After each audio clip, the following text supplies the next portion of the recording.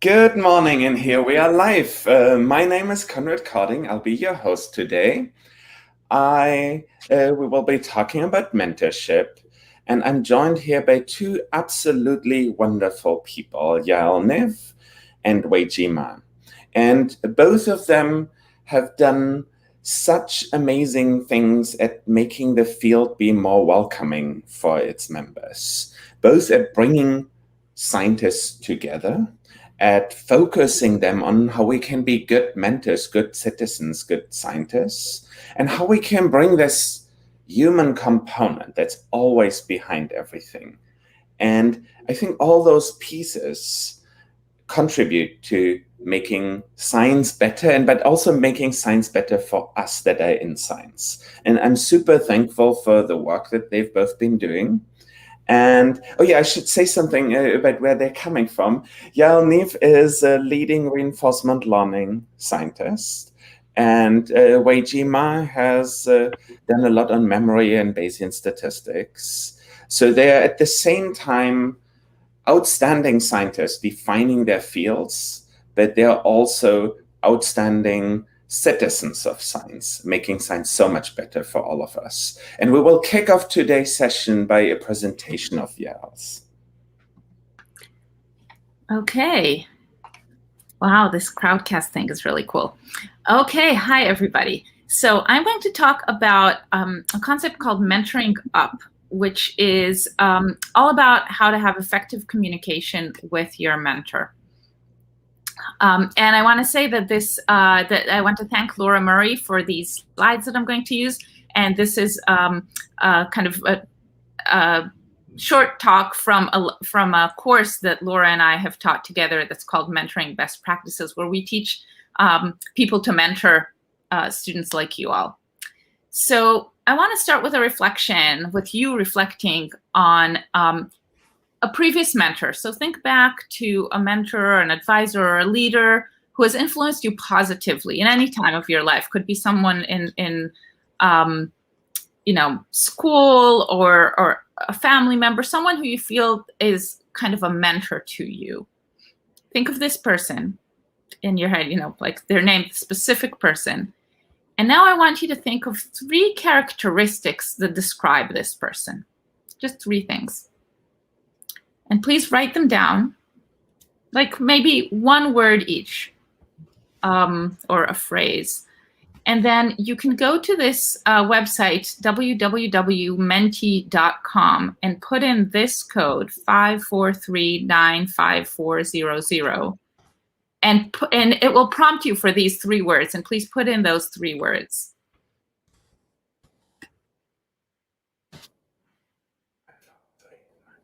Okay, so it's 543-95400. Yes. And let me see if I can share. I think I can stop the sharing and share what we get instead.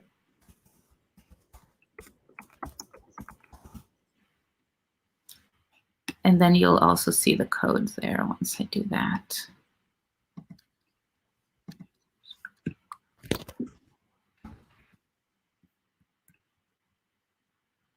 So you see the code up here, 543-95400, if someone has missed that.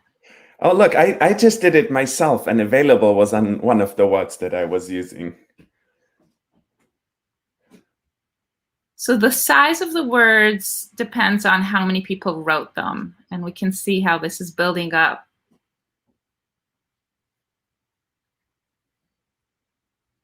Kind and available are really central here. Supportive, encouraging, open-minded, curious, helpful, patience, passionate, intelligent, ongoing. That's a really good word for mentoring. But supportive is really kind of never moving from the middle. Supportive and encouraging. And kind. And kind. And helpful. And available. Meticulous. I love these. This is great. Wow. Oh, but passionate is pretty persistent. Yeah. It's important that our mentors are passionate. That instills passion in us. That's great. Okay. Beautiful. I'm going to go back to sharing the slides.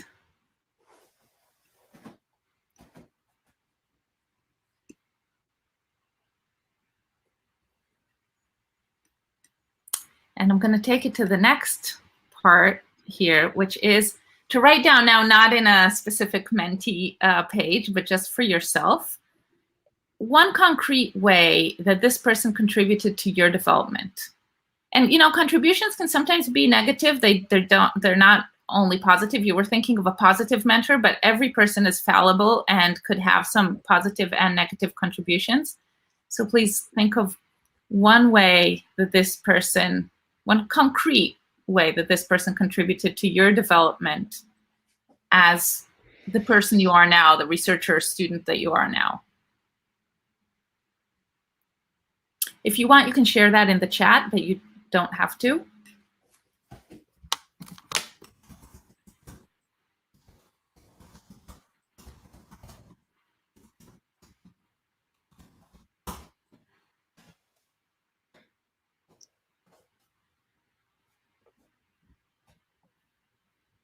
Conrad, that is not concrete.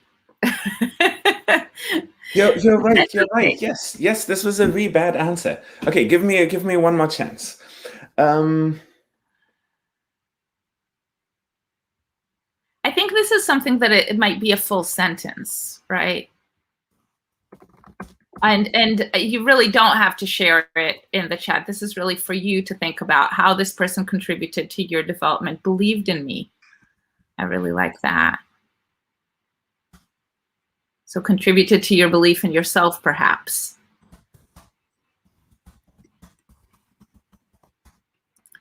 But now we're going to go to the hardest part, which is to think of the other way around. One concrete way that you contributed to the relationship with your mentor. So what is it that you did that made that relationship better? Not necessarily better for your mentor, better for you is fine too, but you helped to build that relationship. And this I'd like to see some shares in the chat so we can kind of see what other people contribute to relationships.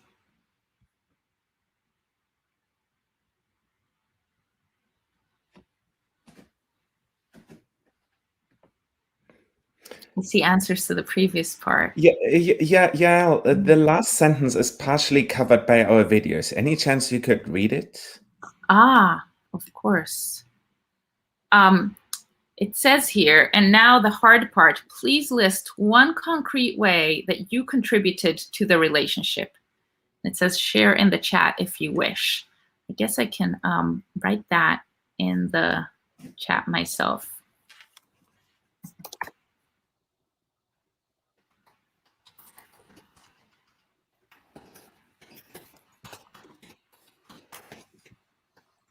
And there are already a couple of great answers to part 3. So ping them via email if I wasn't getting a response.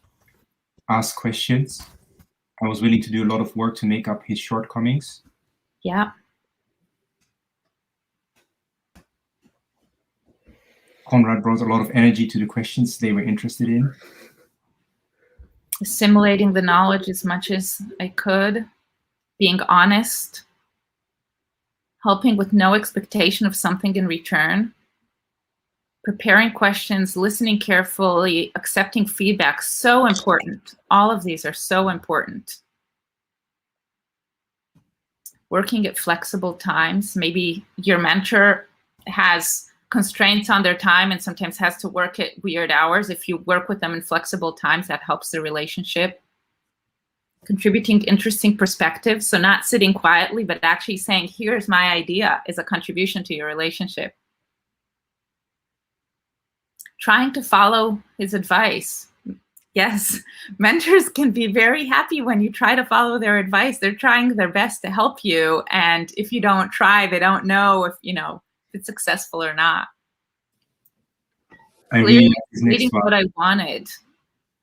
or the problems that I had, that's really, really so important. That really is the essence of mentoring up.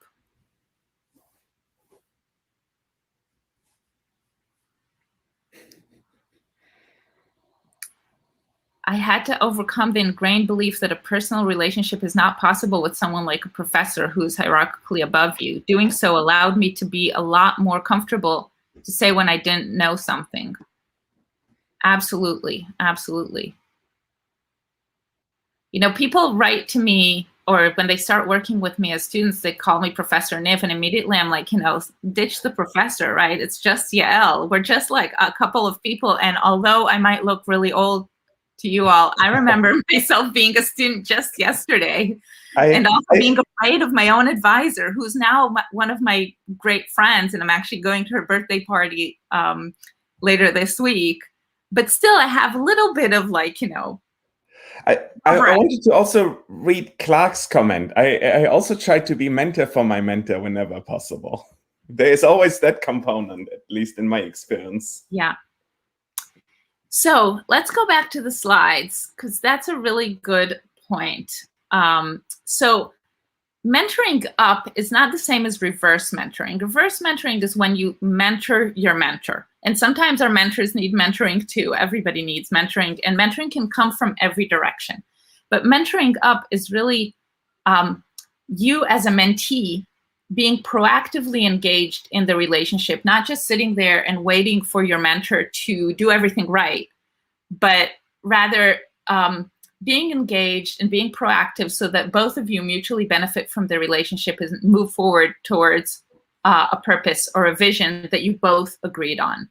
And the idea of mentoring up is based on a concept from business school called managing up, where in a study of companies that had good management practices, it turned out that people who are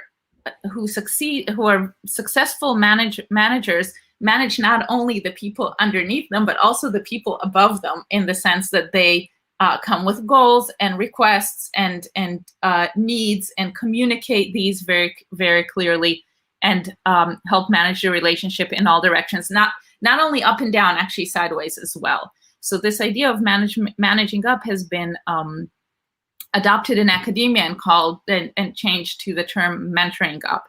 And the idea is that you as a mentee are an active participant in the mentoring relationship, and the responsibilities are really equally yours and theirs. A mentoring relationship is a relationship between two people, and not one can, you know, carry all of the load or all of the blame if things do not work well. And you have a lot of power in making it work better for you.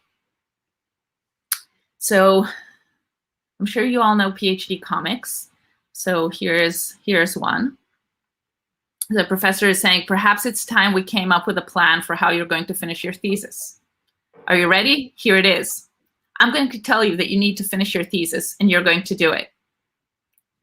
And so that's the plan. And the student says, that doesn't involve you very much. So all joking aside, I want to hear from you in the chat again. What do you observe here?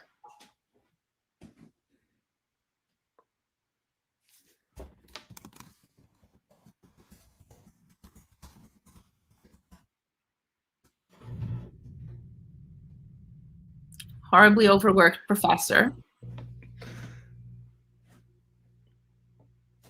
That's a really important point, right? Because as a mentee, you often see yourself, but you don't realize that you are really, like, you know, your thesis, your work is really top of your mind, but your advisor probably has 5 people like you, 10 people like you, other collaboration, other grants, other teaching, blah, blah, blah.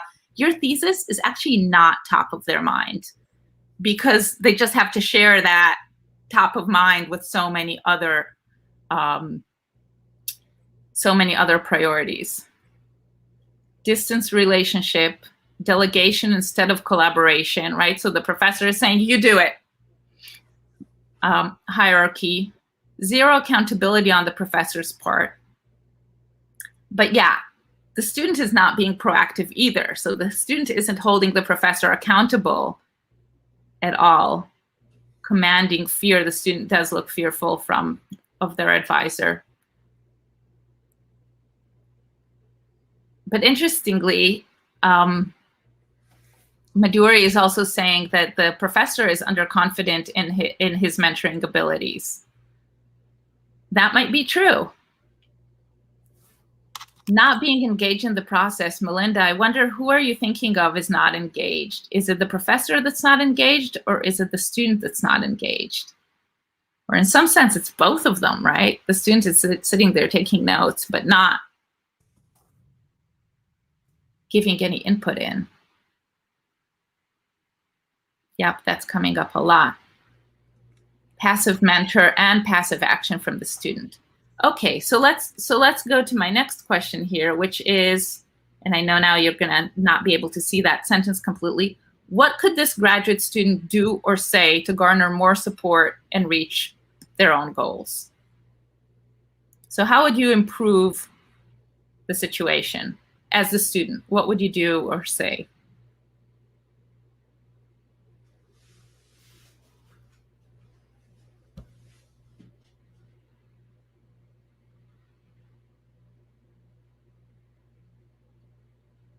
So Chase has already said before that it was not a collaboration, that both parties aren't giving and receiving feedback. So giving and receiving feedback could be helpful, right? The student can say, I think I need more help, or I think that was not a very helpful delegation of responsibilities. Ask questions. Ask for continuous feedback. Ask if they would have some time to work on this. Ask for what is the first step. Maybe I'll write an outline and run it by you. Let's build a plan together. Suggest a crude workflow, an initial crude workflow. Bring an idea about the thesis and check the sanity of that idea. Come up with a plan and get back to the mentor to get feedback on the plan. And yeah, asking that specific question, would you please help me specify our goals? What do I need? Like, how many chapters should this be? How long? What are the requirements in this university for theses, right? For the student, this is the first time and only time they're going to write a PhD thesis. But the advisor has probably already been through this a few times. But to be clear, many advisors will not know all the rules of their university associated with thesis. Absolutely. So they'll at least tell you who to go to find out the rules, or where to go to, or maybe they'll say, you know, honestly, there's got to be, you know, this person in the department must know. How about you email them and get the rules from them? I mean, I've been through this several times, and I conveniently forget the rules, or I don't even know if they changed. So I see that. But beyond rules, there is, normally it has 3 chapters of results, and you can stick in your papers, or you can rewrite them with, you know, blah, blah, blah. You basically know the outline of what comes in. Great, great. Thanks, everybody. Great ideas. So to mentor up, if we come from this understanding that mentoring is a relationship between 2 fallible human beings, right? Each person will have strengths and weaknesses, or areas for growth. So the first thing you want to do is assess your own and your mentor's strengths and areas for growth. And some people already wrote this in the chat, basically, that they did this with their mentor. So the strengths are the things that I know I can rely on. This person is excellent in X and Y. I know that's something I can learn from them. Areas for growth, maybe for those areas, I get advice from someone else. It's great to have more than one mentor. Maybe I just know that in those I need to take more responsibility myself and say, you know, okay, I know that my advisor, for instance, is advising many people and often forgets where we are in the workflow. So I come to the beginning of the meeting with this is where we are right now, and this is what we said we'd do this week. And I help that process. And preferences in working and communication, we often don't ask the very explicit question of, how do you prefer that we communicate? Or say our own preference. I prefer to meet every week, or I don't need to meet every week. I feel like that is too much kind of in the weeds, and I prefer to meet only as needed. What do you prefer? I prefer to not. I've had postdocs.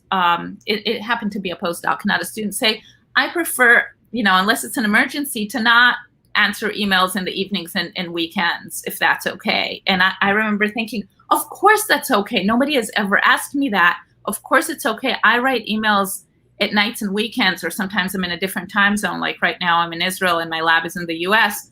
I don't expect an immediate reply. It's just like, that's when it's convenient for me to write, but I never expect people to reply outside of working hours. But I never thought of articulating that. And I felt really bad that my students until now thought that that's what I expect, until this person said this. And then I went to my whole lab and said, oh, I don't expect you to reply outside of work hours.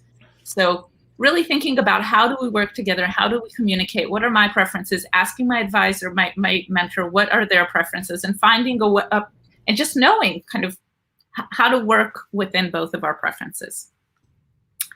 To assess your own strengths is not always so easy. So you can there's a few suggestions here. You can use self-reflection, like really sitting and thinking about it. We often don't sit and think about what our strengths are. Maybe we think of that before an interview because we know we might have that question, but like really think, what am I good at? What is, in science, I've learned this actually from my husband, who's also a scientist. He says, you always have to think about, what's your superpower? What are you extra good at? And that's the thing, that's your strength. And then areas for growth, to know your own areas for growth through self-reflection. You can also ask other people who have worked with you for a while, other people that you trust to be truthful, your peers, your colleagues, mentors, past mentors, who, now have less stake in the game and might be willing to tell you, here are things that I think you can really work on a little bit. You can go to this website, myIDP at sciencecareers.org. IDP is Individual Development Plan. And it asks all kinds of, it's a long questionnaire. It asks all kinds of questions about what are you good at and what are you not. And it just helps to, it helps by listing all these things and knowing kind of what questions to ask yourself in your self-reflection. You can use one of these, Strength Finder or the Myers-Briggs type indicator of personality. Again, these are not necessarily because that personality inventory is the way to categorize people, but more it asks you questions and gives you the scale for these questions, like what are the extremes? And then you think, oh yeah, no, I never realized that not everybody is like me. I always view things globally, and now I realize that there is also like the exact other extreme of people. So this helps you both assess yourself and think of your mentor and think, wait, are they like me? Or maybe they're the exact other end of this type of personality or way of thinking or way of understanding. And once you have this idea of what are your strengths, what are your areas of growth, what is your preference, and your advisors, your mentor's strength, area of growth, and preferences, then you have the tools to mentor up. And here's a little kind of cutesy acronym that has different parts of mentoring up that are very important. So first of all, I already mentioned that it's good to have more than one mentor. It's actually more than good. It's highly recommended. In general in life, if we put too many expectations on one relationship, we are bound to be disappointed. No one person can fill all of our needs in all their different dimensions, and we don't want that. That's also too much dependence and giving one person too much power. So it's great to have multiple mentors. Some can be peer mentors, some can be other faculty in your department, even people from your previous institutions. Some mentors are mentors for years and years, even when you move somewhere else.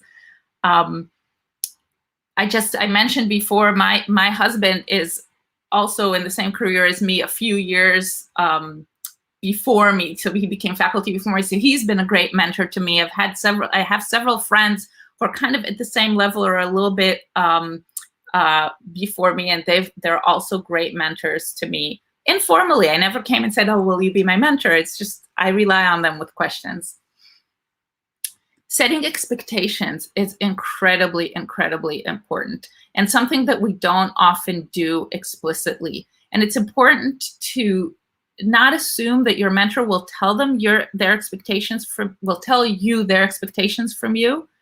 It's like you haven't told them your expectations from them.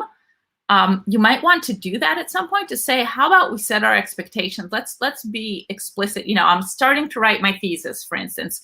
Here's what I expect. I want, here's what I'm thinking. What do you think? Is this what your expectation is? Should we adjust? So setting expectations is really coordinating expectations and making sure we're both thinking of the same thing.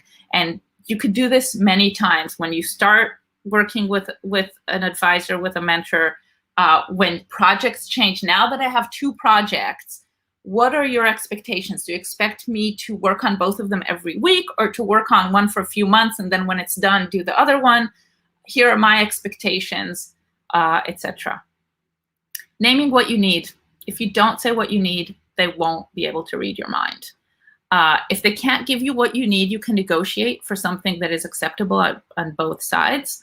But the not reading minds is really important. I think we often forget that people are not mind readers. Team stands for, the idea is to remind yourself that you are both a team together. You are on the same side. That student who's afraid of his mentor, and as I said, I was afraid of my mentor. Someone wrote Peter Dan. Actually, I had more than one mentor. This was Daphne Joel in Tel Aviv. I was afraid of Peter as well.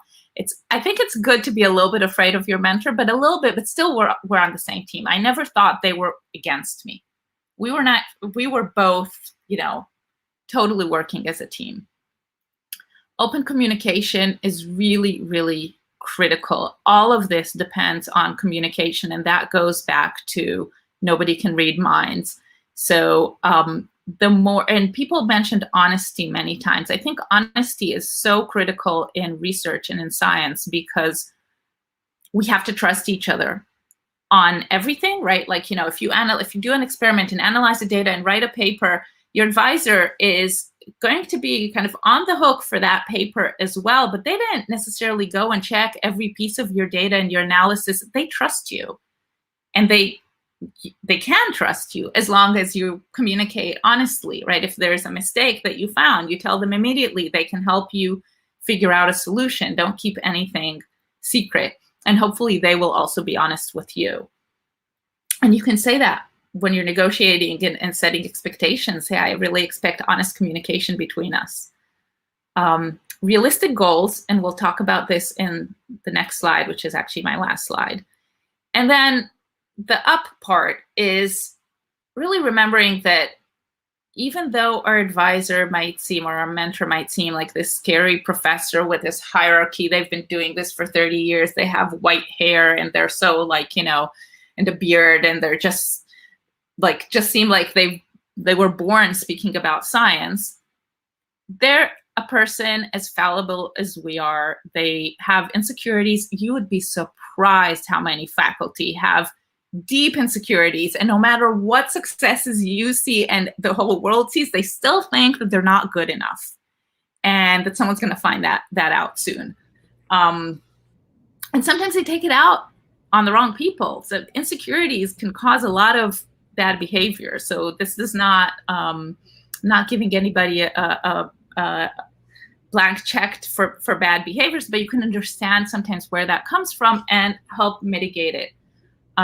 So understanding yourself and the other person as two people in a communicative relationship where things can go wrong, but things can be fixed.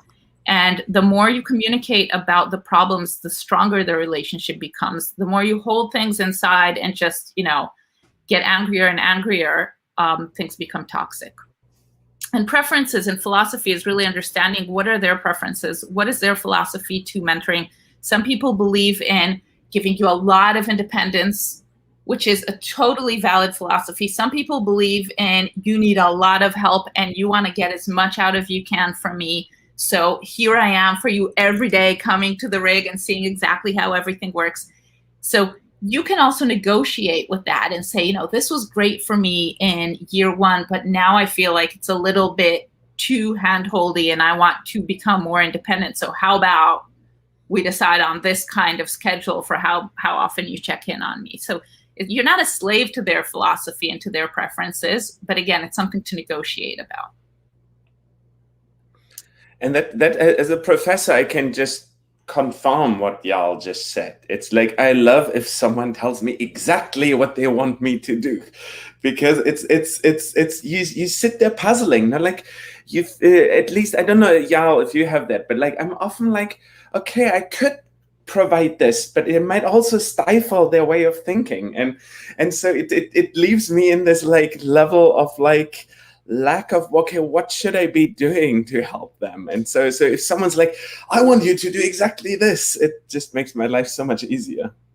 And you don't always know what you want, but if you find out that something happened in a good way, you can point that out. So I remember a student of mine at one point, she came with some question, and I guess I can't even remember the question or the answer, in fact, that I gave her, but I guess I gave a very non-committal answer of like, what do you think? Or maybe you should go and figure it out, or something like that. I don't know what I said.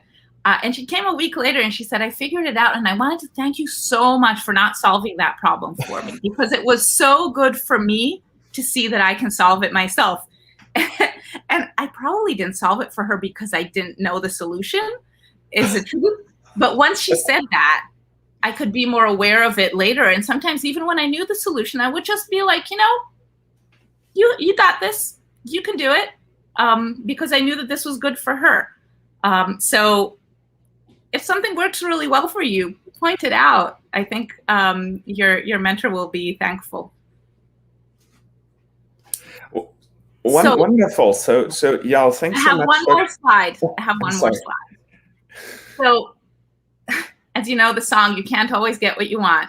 That's especially if you don't know what you want, which was exactly what we were talking about. So I highly recommend to set and reset your goals every semester. And I specifically recommend this framework called SMART goals. So SMART goals, SMART is, again, an acronym. The S in SMART is specific. To set specific goals, you know, you can have 3-4 goals for the semester, specific things that you can measure and track throughout the semester that you want to achieve this semester. So this semester, I want to take this course. This semester, I want to finish acquiring data for this project.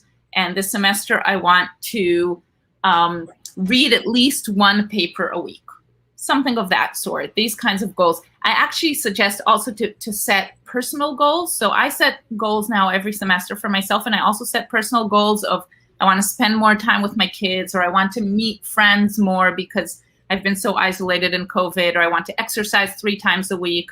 So some personal, some wellness goals, because we want to balance and you know, not only achieve our academic goals at the expense of everything else. So specific goals, measurable goals. So unless you can chart your progress, the goal is not measurable. So I want to exercise 3 times a week. I want to read 1 paper a week. All of these things, I can just put a check mark on it. That's a great kind of goal. Attainable. So the A in SMART is attainable or achievable. And the idea is to think of your zone of proximal development. So zone of proximal development is just beyond where you are right now. So you want to shoot for a goal that is within your range. It's not where you are right now. It's just beyond. If you push yourself, you can achieve it. So not something unachievable that is such a high bar that at the end of the semester you'll have to declare failure, but not something that you've already achieved. Just a little bit above where you are right now. R is relevant. So setting goals that are relevant to you as a student and pertain to you growing academically this semester. So I set goals every semester and for the summer. I took a course called Faculty Success Program in the National Center for Faculty Development and Diversity, which is NCFDD, which is an amazing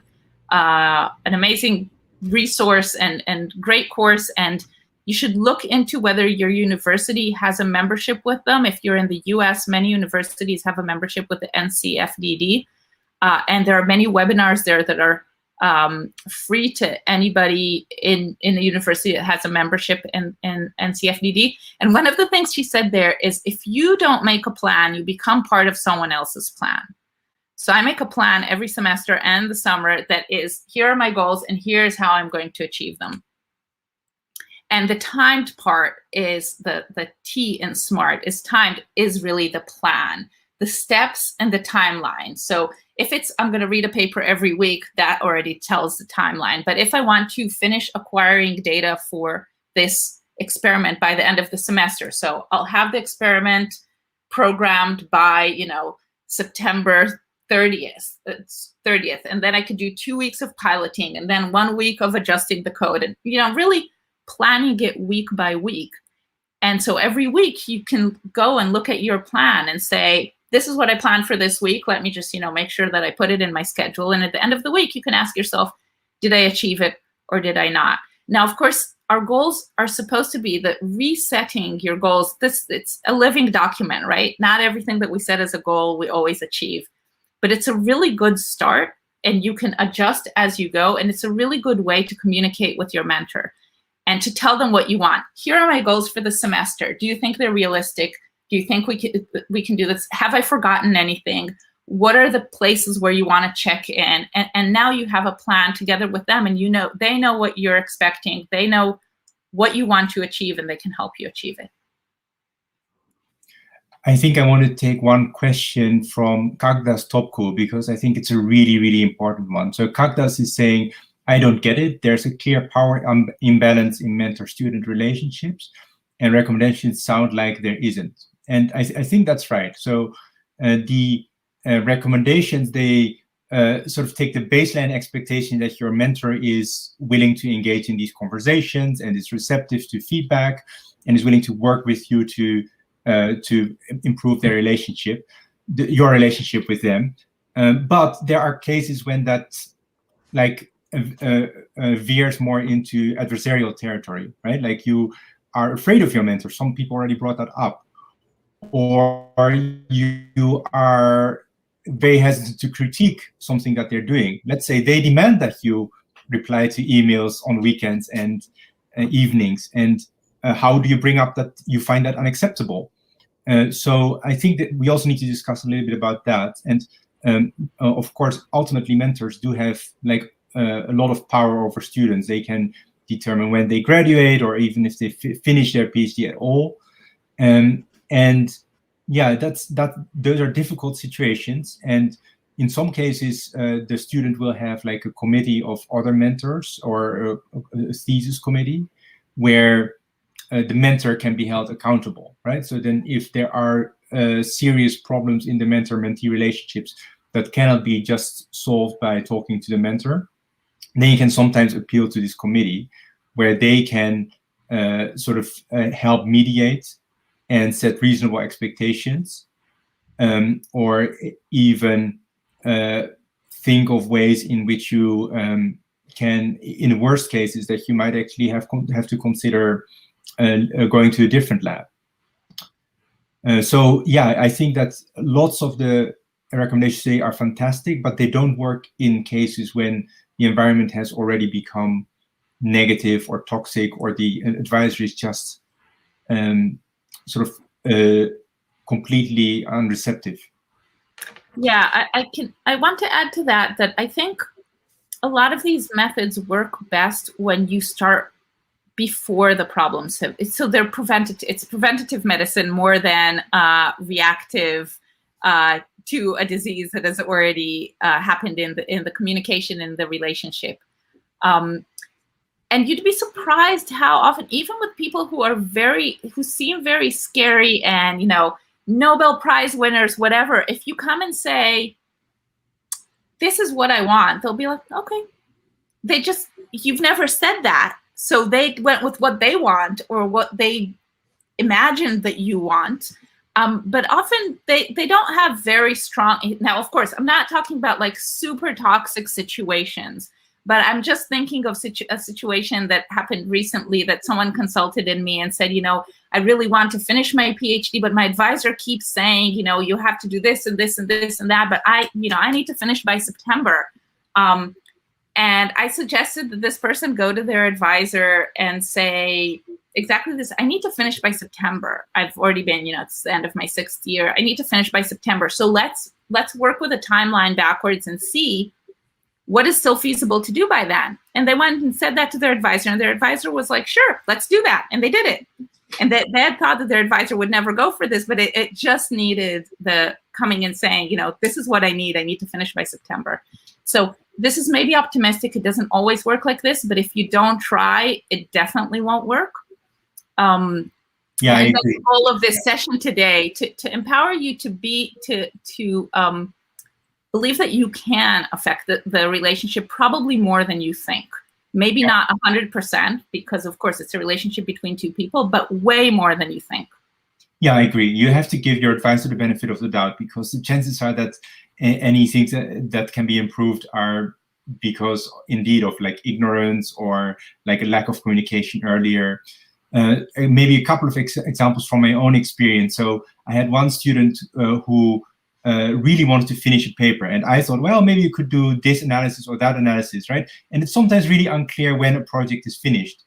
And then this student just came up with a list of 4 or 5 different reasons, saying, well, I worked on this for so long, this is not going anywhere, I need the paper to graduate, etc.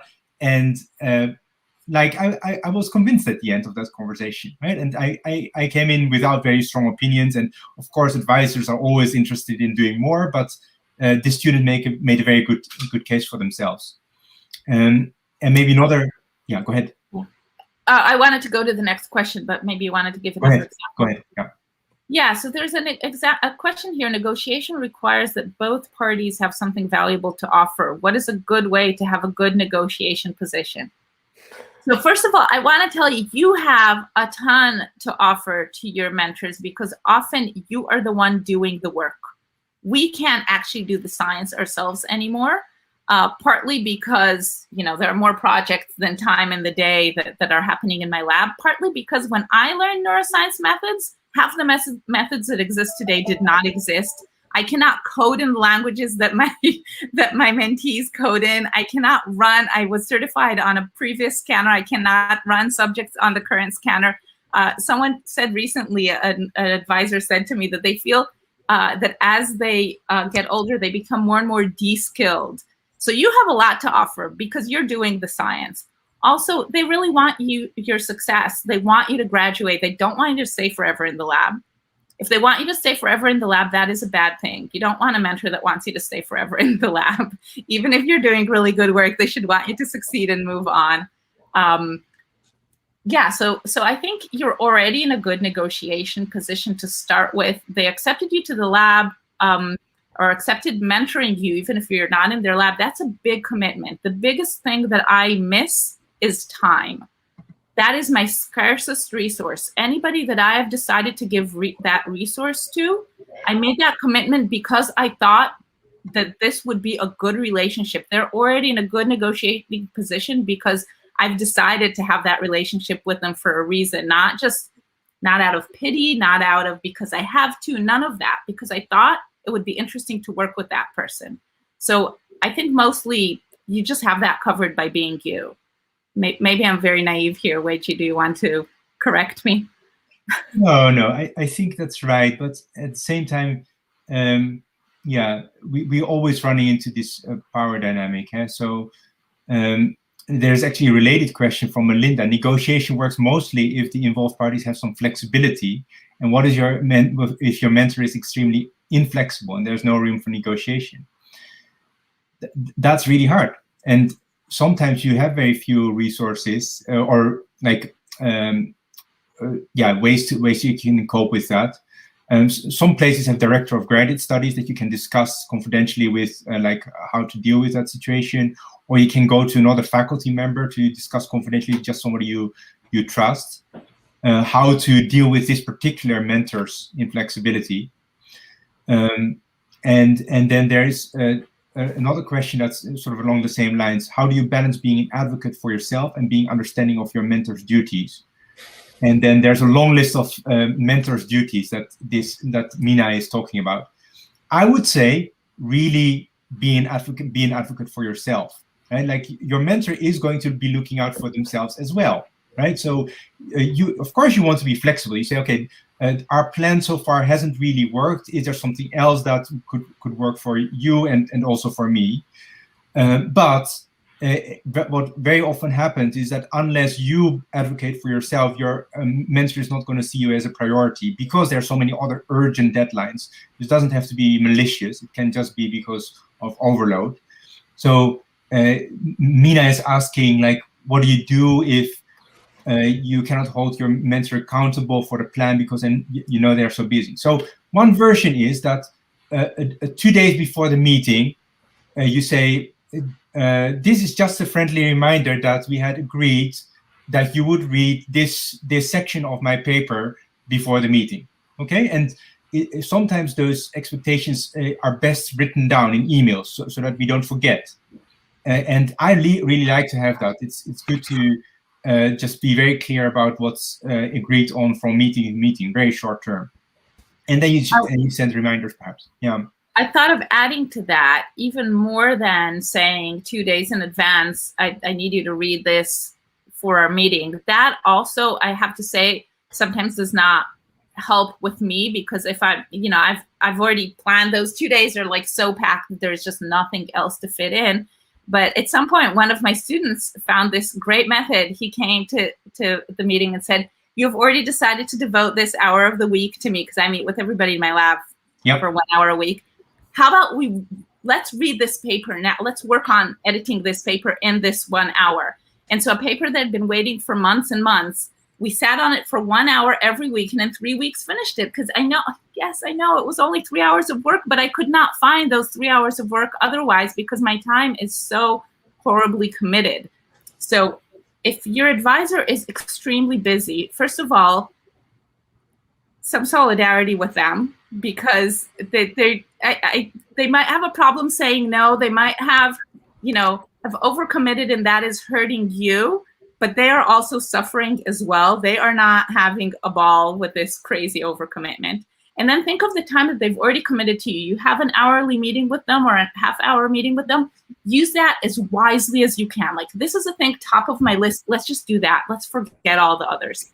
And then some things need to be done in more than 1 hour a week or more than half an hour a week. Find other mentors, because maybe this mentor just cannot do everything for you. So is there a lab member? Is there a postdoc in the lab who can read your draft so that your draft is in a much better state? By the time your advisor reads it, it's almost done, instead of having to go through it 3 more times. Is there someone in a lab next door that can teach you a method that you need to learn?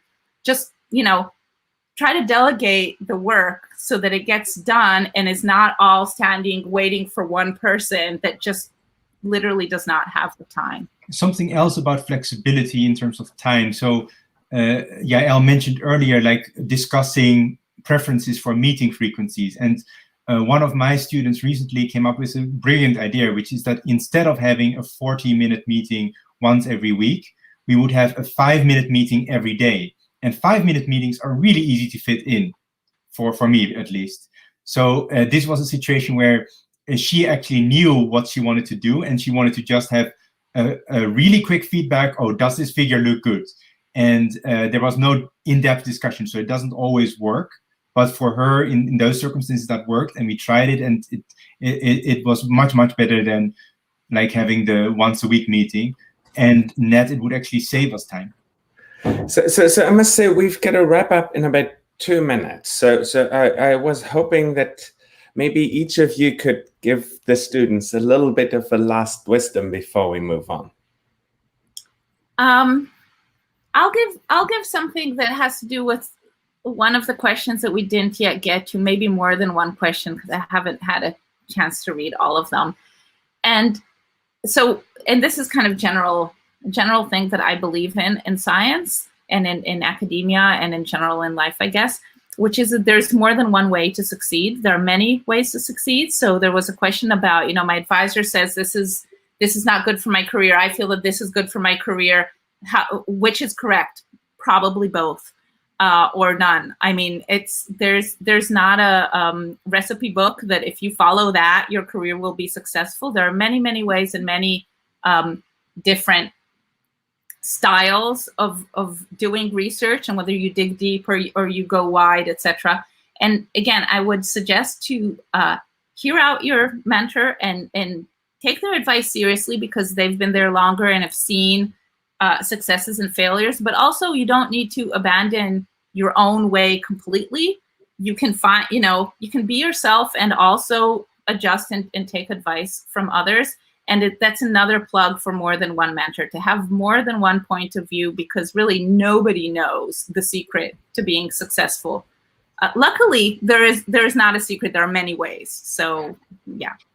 I completely agree. So what my final word is that I often notice that students and postdocs feel guilty about things that are going wrong in working relationships. For example, they feel that they should have worked harder, or that they should have been smarter, or they feel that they're disappointing their advisor. And very often that's just a wrong attribution of these things that go wrong. And very often the root of the problem actually lies in a suboptimal mentorship relationship. Whether this is deliberate or not, that's a separate question. But think of many of these causes as lying outside of yourself, instead of feeling guilty that there's something wrong with you. And very often the first place to start is the mentoring relationship. Wonderful. Can I add just one thing? Often you might feel like you're not good enough, but your mentor does not think that at all. I've had so many people come and say, oh, I think I'm not really productive. This has been so slow. And I have to tell them again and again, no, this is totally the pace. Nobody is expecting you to finish a project in a semester. Projects take 2 years in my lab, the shortest project. So you often don't have the comparison point. So you think you're not doing well, but just ask and you'll find out that you're doing really well, not disappointing anybody. Yeah. Wonderful. This is a perfect jump off point here. Let's again thank Weiji and Yael for their discussion, and Yael for your wonderful presentation. And I think just like thematizing mentorship and how we can be better mentors for our students, and how this relationship can really flourish. I think that that's so important. And so thanks everyone for participating here, and let's make the world better by better mentoring. And thanks again, everyone. And I see you, or at least some of you, in the NIH fundraising session that's about to start in 1 minute. Okay, great to see you. Bye-bye, and thank you. Wonderful. And here we are live for the Getting Funded by NIH session. NIH is very important in the American funding range. It's the biggest funder of research in America, as far as I know. It certainly is the biggest funder of my own research. So in that sense, it made a big difference for me. And we should, and I want to briefly tell you a little bit about the structure of NIH before we go into the presentations that we'll be having. Oh, hold on. But first, let me introduce. We have Michele Ferrante from NIH joining us, and we have Mauricio Rangel Gomez joining us, and we have Andrew Braden joining us from NIH. All three of them work organizing programs at NIH, which is, in a way, they make the kind of programs that us scientists apply to, and we'll talk a lot more about it. NIH, in a way, is split into 2 halves. Well, arguably into 4 halves. There is an intramural NIH program, which is places where people at NIH do research. It is at NIH. They have a real campus. It's a little like a university. And then there's the extramural program that funds much of research in America. Now, within the extramural program, there's arguably 2 divisions. There's one half that runs the review process, that makes sure that people get into a room and that discuss what happens there. And then there's the other half, which are the guys who ask, well, what is it that we should be funding? What are the interesting lines of research that aren't happening yet because they don't have funding? What is like the intellectual direction that NIH should take? And all 3 of our guests today, if I understand that right, and I'm sure they'll correct me if I make mistakes there, come from the second half. And we will start with a discussion with the deck that Michele Ferrante has prepared for us, and then we will, and then afterwards we will go into a more general direction where everyone should feel welcome to ask questions, and where we can have a discussion. Wonderful. Michele, why don't you take it away?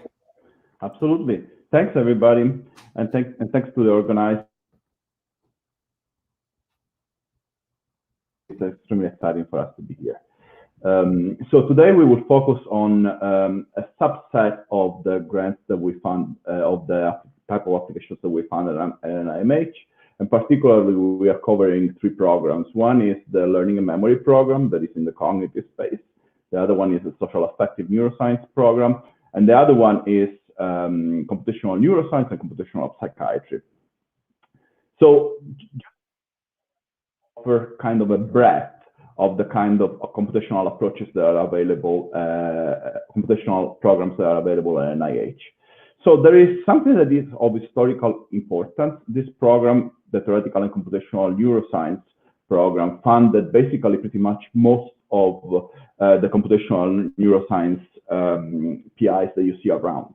So this is this program was around way before I joined NIMH. It's a 32 years old program. And when I joined NIMH about 5 years ago, I was asked, what are you gonna do new? So I decided that like a new direction for NIMH could have been to move into the space of computational psychiatry. I will explain in a little bit what computational psychiatry is.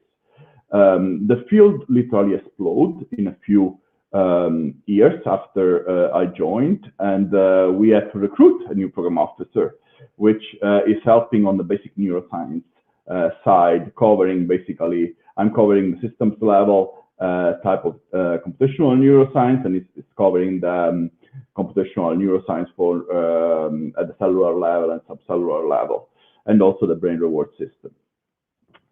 But as you are all aware, computational thinking is very contagious. So there was this program that I was describing about that is more than 30 years old, and then one by one, a lot of computational programs pop out, and like they are in the field of basic science, they are in the field of translational research, they are in the field of service and intervention, and now the newest one is actually in the field of global mental health. So it's really like taking an NIMH by storm. Then there are programs that are computationally friendly, but they don't have the word computational or anything digital in the title. Like one of them is Andrew Breeden, of course. The other one is that we will present shortly. The other one is Mauricio Rangel Gomez that like will present a learning and memory program. And there is also another social neuroscience program with David Lightman in the Division of Translational Neuroscience. And there is a lot of computational applications happening at the level of behavior in the space of the Office of Behavioral and Social Sciences that allow for co-funding. So, and rationalities on mental health that really bloomed with the hiring of our new institute director, Dr. Josh Gordon, is the field of computational psychiatry. Dr. Gordon provided a great support for this field. I wanted to just offer a brief description of what the field is. So it's a new way to look at a mental health disease. So it's not, we're moving from basic science and we are applying these computational approaches into the psychiatry space. Both theory and data-driven approaches are welcome. And the field was already blooming, and Yael Niv is one of the key leaders in this field, as many others. But it's basically has to do with putting together both behavior and sometimes neural signals, sometimes other domains of functions to actually have a better look of what psychiatry is beyond a diagnostic criteria such as DSM. So how would it look like? So you are all familiar with the 3 levels of analysis from Lamar.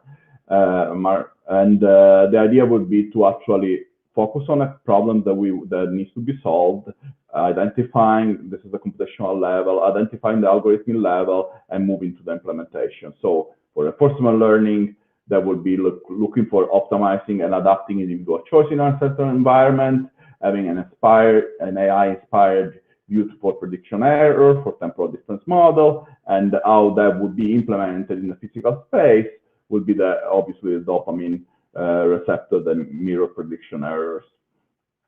So in practice, what happens is that like you get a bunch of patients, you give some computational tasks, and these computational tasks have behavioral parameters or neural parameters that can be extracted, and based on these neural parameters, you develop biotypes or computational types for these patients.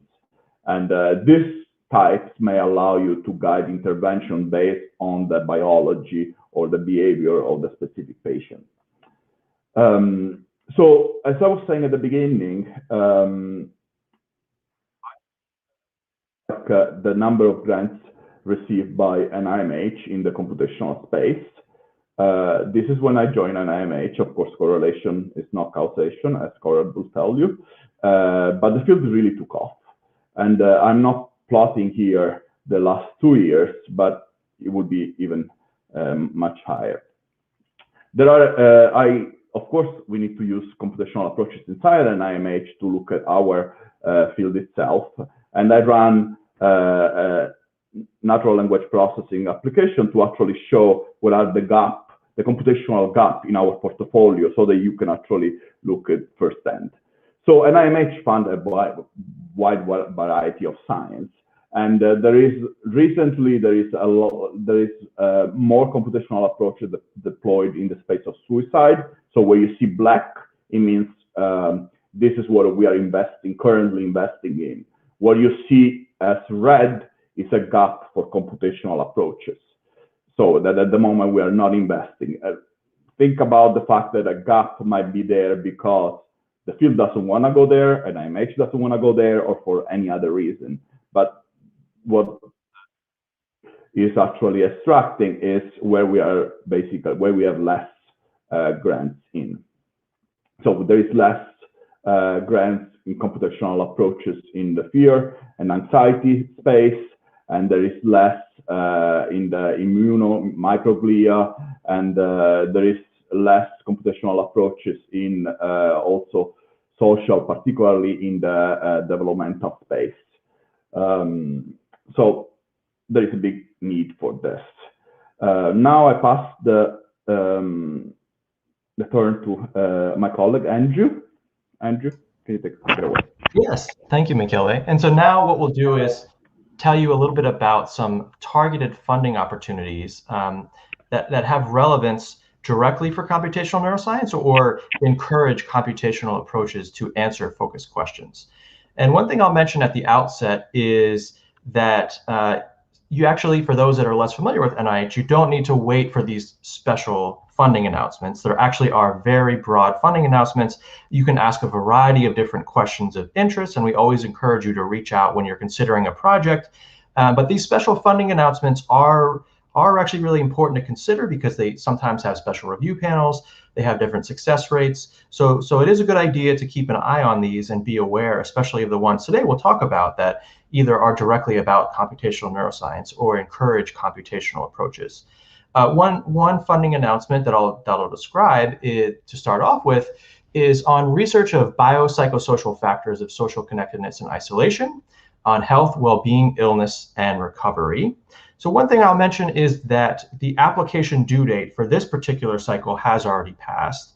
And I don't have information about whether this particular funding announcement will be reissued. But if anyone is interested in these type of topics, I encourage you to keep an eye out. You can always be in contact with me. And regardless of whether this particular funding announcement does get reissued, these types of questions will remain of interest to NIH and to NIMH. Next slide, please. And so we know that social ties are really important for fundamental aspects of human and animal behavior, for health outcomes, for a variety of things, including just general well-being, recovery from acute illness, management of a variety of chronic conditions. And these type of questions we now see have become even more urgent in the context of the COVID-19 pandemic as social isolation has increased throughout the globe. So we think we need a more comprehensive understanding of the particular mechanisms, processes, and trajectories that are involved in social connectedness and isolation. So what this funding opportunity announcement does is it solicits research to better model both the basic individual, social, and biobehavioral processes by which social connectedness and isolation have positive or negative impacts across their lifespan. Next slide, please. And so one thing to keep in mind is actually there's a variety of NIH institutes participating in this particular announcement. So one is free to ask questions related to diverse things and across health conditions, in development and aging. In the interest of time, though, I'll just describe today NIMH's particular priorities in this space. And we're interested not only in the neurobiological mechanisms that are associated with disruptions of social connectedness, but also how social connection and isolation may impact effective social and cognitive outcomes across different levels of analyses and the biopsychosocial mechanisms that increase social connectedness. You can see this last bullet point that's bolded here that I think is most relevant for our talk today. We're interested actually in computational neuroscience approaches to characterize social group dynamics, to also characterize individual experience of social interactions and how they influence things like emotional or cognitive systems. And previous iterations of this funding announcement have actually funded very interesting projects applying these type of approaches to, for instance, map the dynamic of social interactions with social network analysis and see how this might evolve in tandem with neurodynamics, with frequency coupling and a variety of different things across model systems and in humans. So we are interested in continuing to encourage these approaches to the questions that I mentioned. Next bullet point, please. We're also interested in more pure mental health related questions, such as how social isolation may impact mental health treatment, and if there's mechanisms-based studies we can do to identify targets for modifying social connectedness.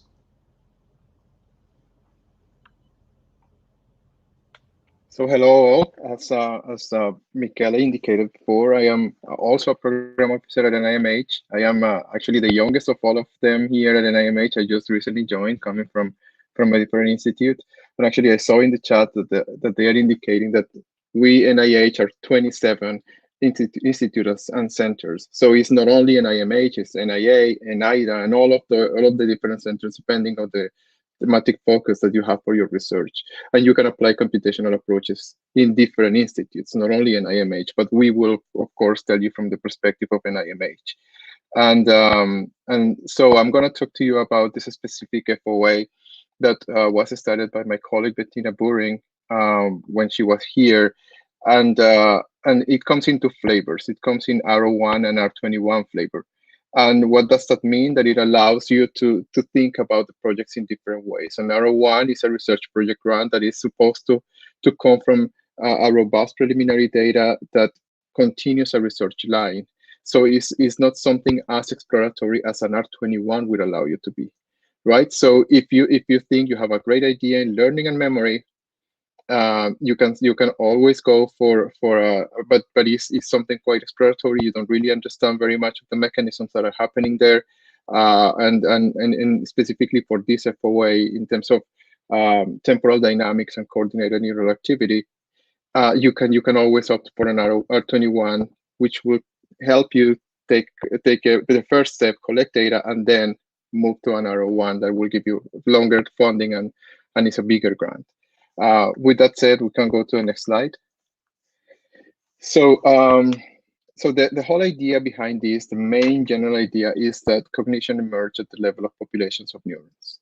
So it's not the phenomenon of just one neuron firing, but more complex and high-level cognitive processes happen at the population circuit level.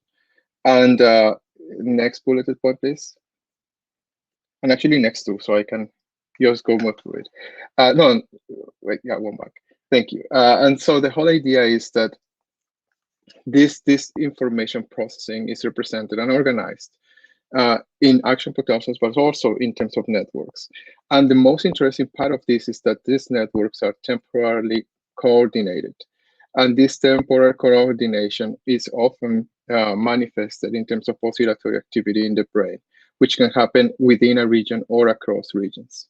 So the whole idea of this FOA, and even though I'm presenting it, it doesn't mean that you can only bring learning and memory things. I've seen coming to this FOA topics that are not only connected to learning and memory, but are also connected to attention, reasoning, affect regulation, and even social interactions, like for Andrew's program. And the whole idea is to find basic and translational findings that will help us implement and better understand the algorithms of the temporal representations of these processes in, as I said, at a within region, across regions, and with the aim of understanding at the circuit level that is temporally represented. So more than happy to talk to any of you in detail. I know this can be very complicated, and I'm not expecting to tell you everything in 1 minute, but for sure, reach out to us if you have any questions about this, or if your research actually fits our priorities. Can you please bring the next slide? So some of the potential topics that we ask, or that we are proposing in this FOA, is we want to understand the temporal dynamics of neural patterns that impact cognition, affect, and social behavior. And the projects, we would expect the projects, or potentially the projects, could manipulate how these patterns are manifested in the brain with the idea of changing behavior or changing cognition, right? How these temporal dynamics are manifested at a molecular and cellular level, right? And hopefully we will get to a point when we can do this animal to human translation, or in this from these projects, or even within these projects, if that's the case, well, fantastic. But to understand that there are certain temporal dynamics in the brain of the animals that can translate to the human brain, and that that the temporal dynamics in the animal, which due to logistic and ethical considerations, there are many more recording systems and many more recording capabilities that you can do in an animal, that those could potentially translate, of course, overcoming all the technological and ethical problems, to the human oscillatory activity, given the different techniques and stuff. So those three things are the kind of the main topic areas. Of course, if any other topic comes, we can always discuss it. Next slide, please. And so I'm going to give you a nice example of a project that came from this FOA. And this is from Wally's lab at Berkeley. And what they did here is a closed-loop manipulation, which is something that we're very much interested in seeing, and seeing maybe with more. And is the idea that theta oscillations in the hippocampus modulate the activity of the orbitofrontal cortex. So what they are doing is they are stimulating your orbitofrontal cortex based on the activity in the theta band in hippocampus. And they realize that when they stimulate in coordination with the theta band in hippocampus, they alter value representations in orbitofrontal cortex, which is fantastic to see this coordination. And this is the type of coordination that we want to see in the projects, this kind of temporal dynamics of the different regions within a cognitive process. And I think that's my last slide for the moment. We will come back soon.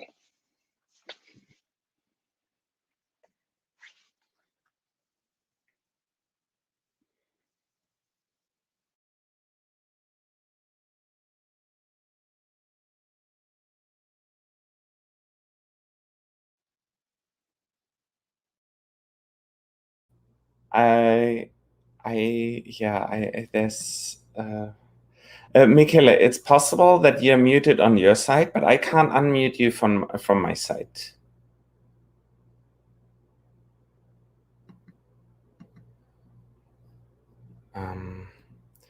That doesn't seem to be working. Let's get him to rejoin us. Cool.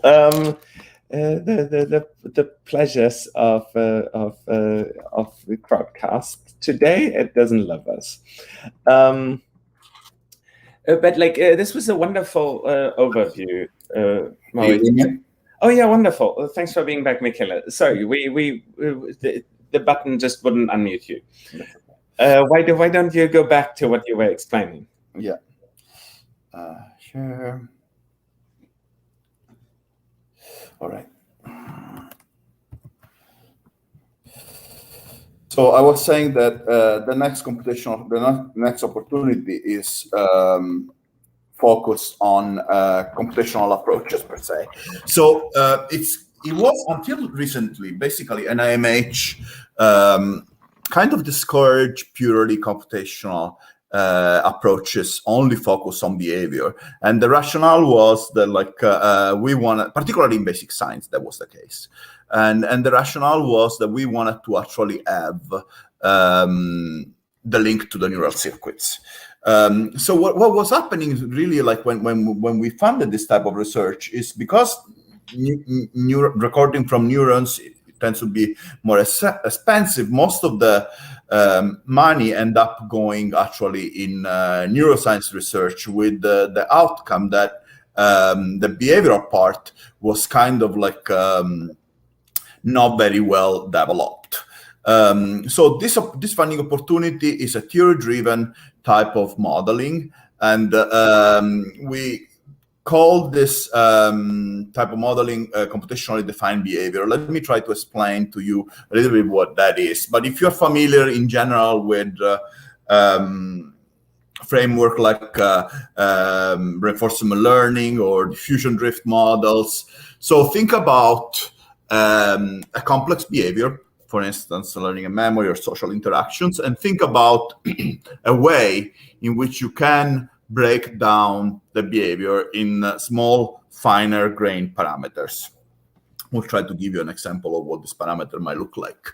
The idea is, after you have this parameter broken down in finer grains, you actually try to connect this parameters mathematically, and so that you have actually mathematical formulas that is basically a theory of your complex behavior. And then you need to do an experimental validation of that theory-driven model.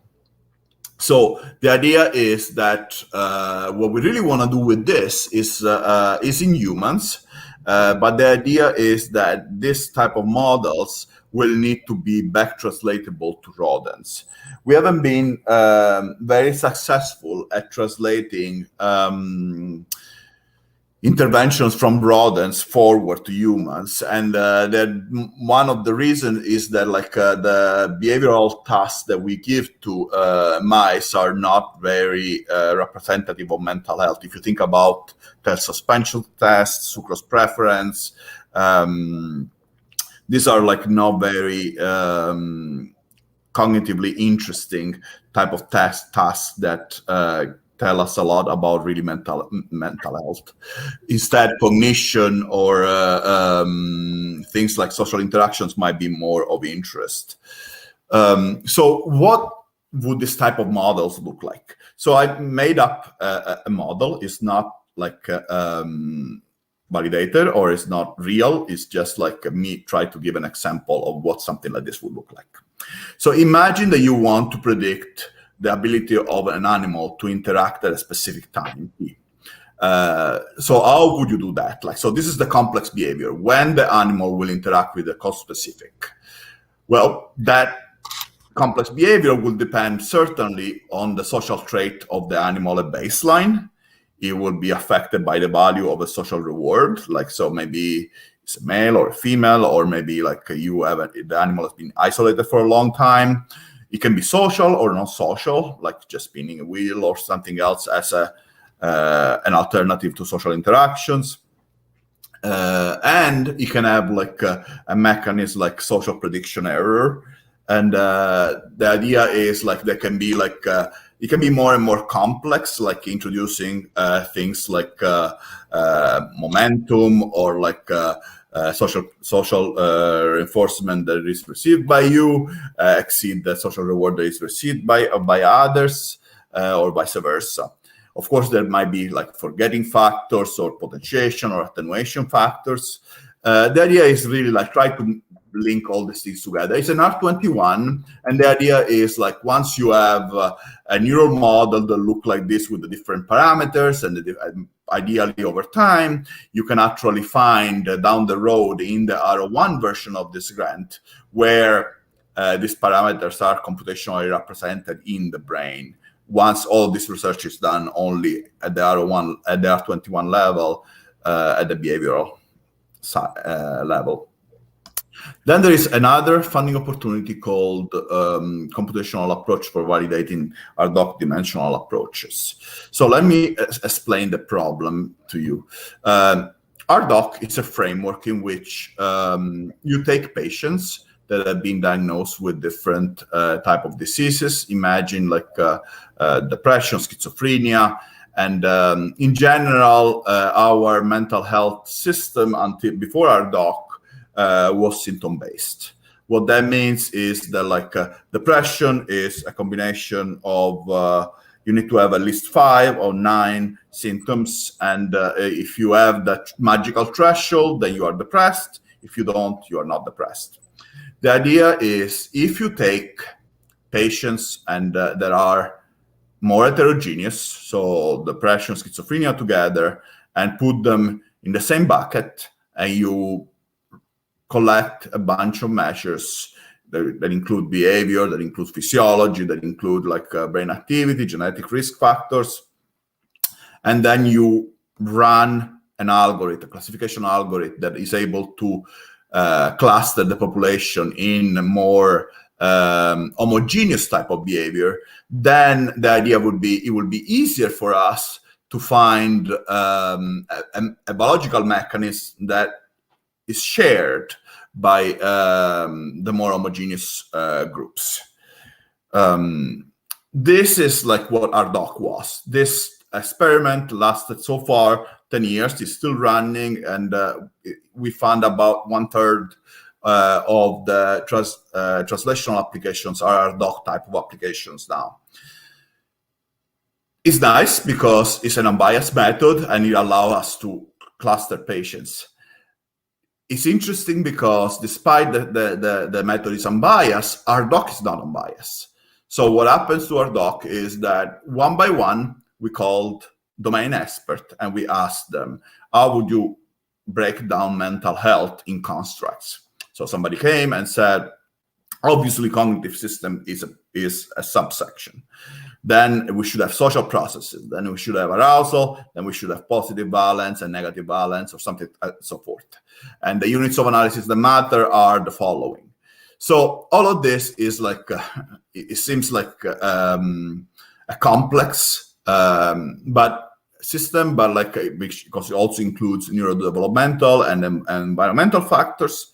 But the truth is like it's biased because it's the expert telling us what we think this is, our mental health should be, the constructs in mental health should be broken down. You can imagine that you could actually run the same experiments that you would run with people and actually validate the matrix. So is it true that positive balance and negative balance are completely independent, or they share a subset of circuits? Do you need cognitive systems to actually support negative balance? So the answer to these questions might seem more or less obvious to many, but we actually do not have the equivalent of a relational RDoC. So we do not know how things in this constructs relate to things in this constructs and how they affect each other. So for this type of proposal, we are asking to have 2 RDoC-like constructs, 2 different units of analysis, 1 brain, 1 behavior at least, and multiple tasks per construct, because the idea is that we want convergent validity. So if you study working memory, for instance, we want a couple of tasks beyond, for instance, and back, because that would be a way to narrow definition of what working memory is. Instead, if you have multiple tasks, then you have more chances to recruit all the more of the circuits that are involved in that construct per se. We're also interested in accelerated longitudinal studies for this type of proposals, and the proposals can be run both in healthy subjects and patients. The idea is instead of classify patients, we want PIs to use the same experimental design, but with the question to be asked will be to actually find continuum, merging, or subdividing, or hierarchically organizing constructs in the matrix. Michele, we need to wrap up in 10 minutes, and people should get the chance to ask a few questions. Yeah, so I will wrap it up soon. So let me explain at least one more, and then we pass into the training part. So this is particularly interested to this audience. So the idea is to move away or enhance artificial intelligence and deep neural networks, or in general, unexplainable methods with explainable features. So how what that means, what the field of explainable artificial intelligence means, is that we basically are trying to integrate all those type of tools that are able to do very accurate classification and predictions with those type of models that are very good at telling us how the classifications and predictions can be made. Because at the current stage, tools that can predict and classify are not good at telling us how they did that.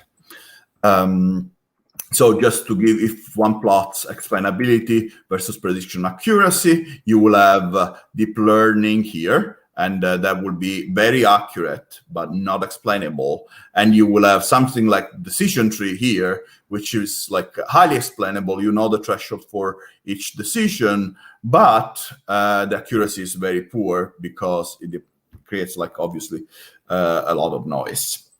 What we want to do is moving things that are highly accurate to make them more explainable.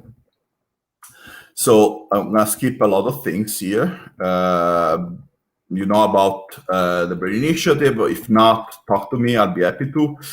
One thing that is actually highly important for this crowd is speaking about the CRCNS program, Collaborative Research in Computational Neuroscience. The reasons why I think it's very important here is because it's a collaboration between NSF and NIH, and really 5 distinct countries: Germany, France, Spain, Japan, and Israel. When you submit an application through this program, NIH or NSF pay half of the applications, and the other country pays the other half. So we are more encouraged to pick up an international application through this program that we are generally when you come through NIH. Recently, we added the Department of Energy as part of CRCNS. There is also strong interest in going from something like this, in which we have static visualizations, to actually something like this, in which our data should come alive and should represent actually the temporal dynamics of the.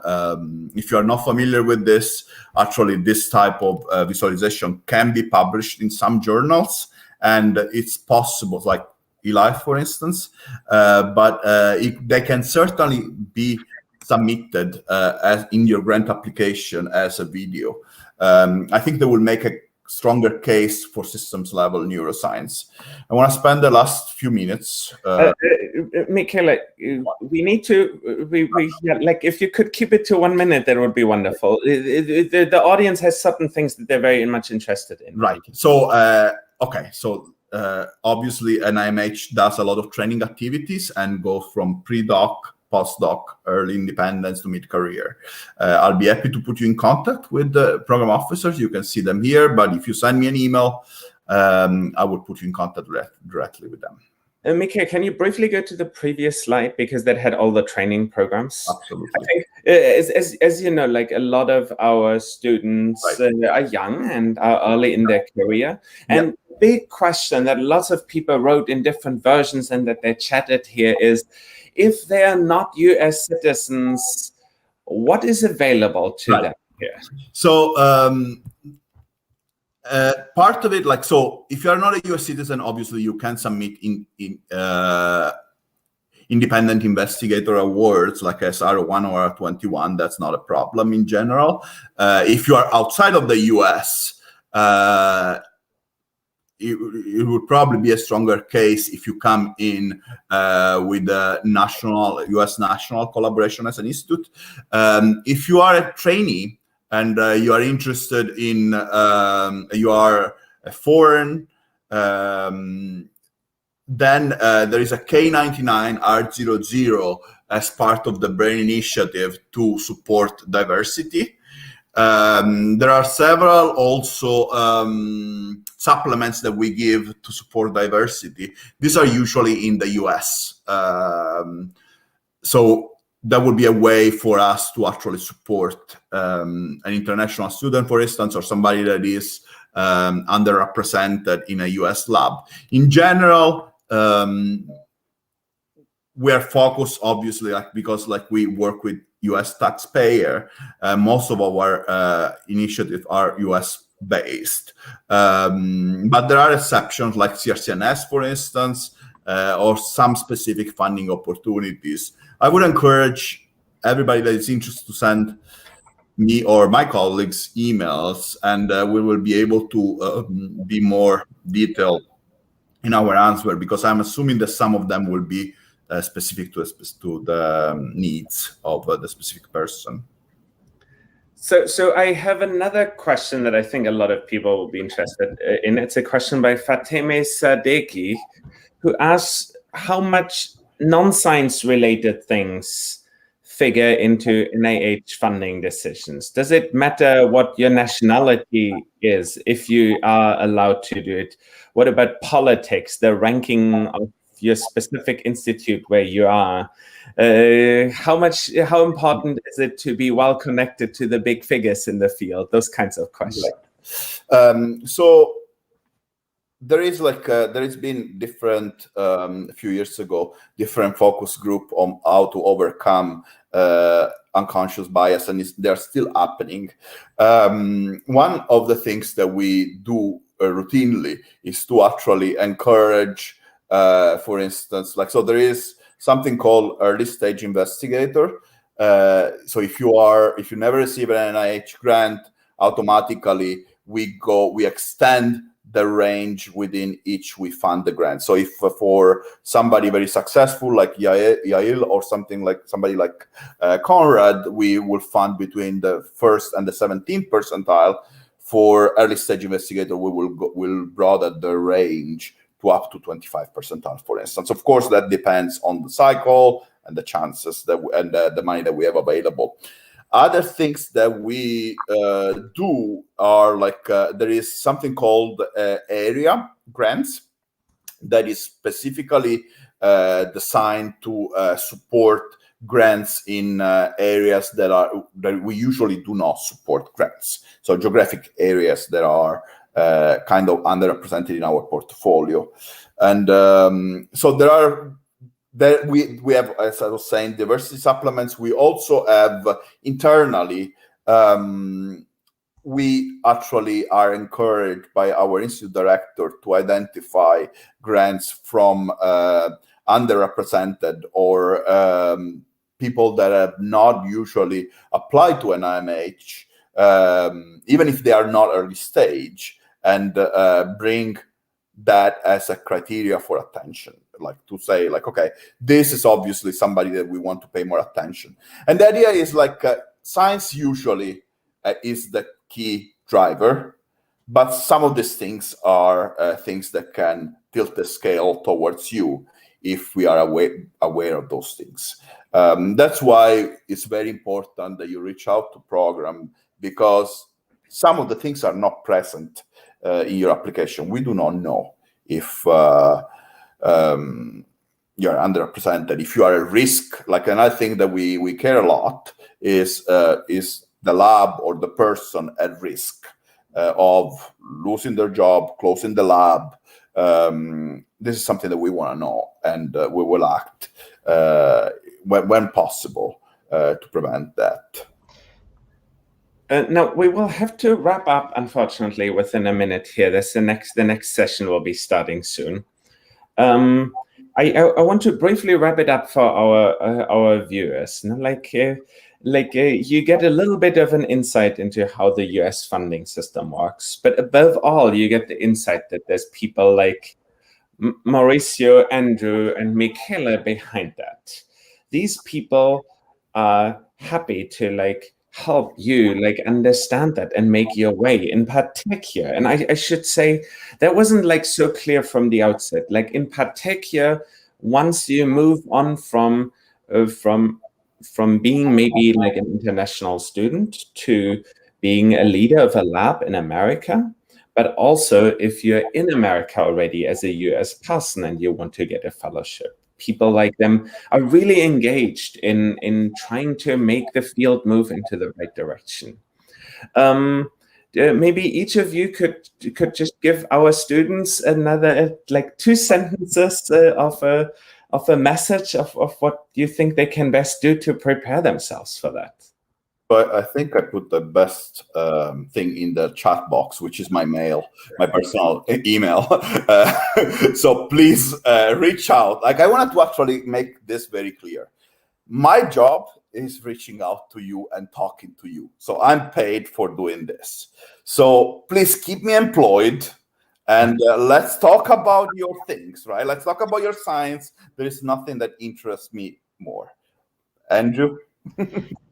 Yeah, I just want to strongly echo that. So the sense you might have gotten is the answers to a lot of these questions is it depends. So NIH is a big, complex system, and we're here to help you navigate that and understand that. So you can always email us. We can set up a time to talk. But as things like conferences go back to in-person, we actually travel and go to conferences, and we tend to have things like booths. You can always stop by. You can find us. You can set up a time to talk, whatever you're most comfortable with. But at the end of the day, if you take home one thing from today, it's that you can reach out to us, and we are more than happy to help. And that is our job, as Michele said. So help us stay employed. So Mauricio, give us the last 2 sentences of this session. Well, thank you so much for having us. This has been really, really good. Thank you so much to all of the questions. I see that lots of people are very interested. Please, I cannot emphasize this enough. Reach out to us. As I said in the chat, I'm an immigrant myself. I saw lots of questions being from people from outside the US. There are certainly ways. I mean, it is not as simple, but there are ways around trying to get funded and try to come here to do your research. So please reach out as soon as possible. Don't expect that this is going to happen 2 months before you come to the US or you're planning to come to the US. That is a process that takes lots of time. So start the conversation soon. Wonderful. And with this, let's again thank our wonderful speakers from NIH. This was extremely helpful. Thanks for taking the time for that. Thanks for everyone for tuning in. And as you heard, send them your questions about NIH. It's really important, and it's what holds together the US science system. And with that, thank you, everyone. And I look forward to seeing you at future NMA events. Bye-bye. Thanks so much.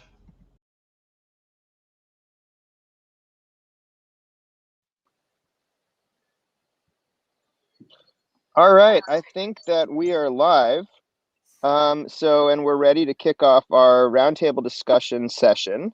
I'm really excited to hear from our panelists. We have 4 real all-stars across the spectrum of computational neuroscience. And frankly, it's a big honor to get to speak to them. We'll get a lot more information about each of them soon, but just to list them quickly, we have Flip Sabes from Starfish Neuroscience, whatever that is. Adrian Fairhall from the University of Washington, Patrick Khash from Facebook Reality Labs, and Adam Marblestone from Schmidt Futures. So thank you guys so much for joining. I'm Shauna Skoll. I'm from Columbia University, and I'm one of the Neuromatch co-founders. So just to frame our conversation, I want to mention that we have three big goals for the session. So the first one is this panel is in our series of careers in science. And so we want to get to know each of you, our panelists, and your career trajectories. So you are all PhDs or postdocs in neuroscience at one point or another, but have had varying paths ever since training. And we have a panelist at a small company, a panelist at a huge company, a panelist at this hybrid philanthropy venture capital firm thing, I think. Maybe we can learn more about that. And we have a full-time professor. And what is so exciting about this group is that you're all practicing computational neuroscientists in your own way, And I really hope that this panel can sort of open the eyes of our students and our TAs and anyone else that's joined to the different possibilities that their careers can take. So that's sort of goal number one. Goal number two is we want to answer the question, well, what does the future hold? I think this is a pretty straightforward question, and we'll probably be done in about an hour. We can all go home, so that will be nice. More seriously, I do want to have a real in-depth conversation about these ideas, and I'd like to hear from our panelists. What is computational neuroscience going to deliver in the coming years? How will the field impact society and medicine, and if it will, how? We'd like to touch on things like maybe brain-machine interface and artificial intelligence.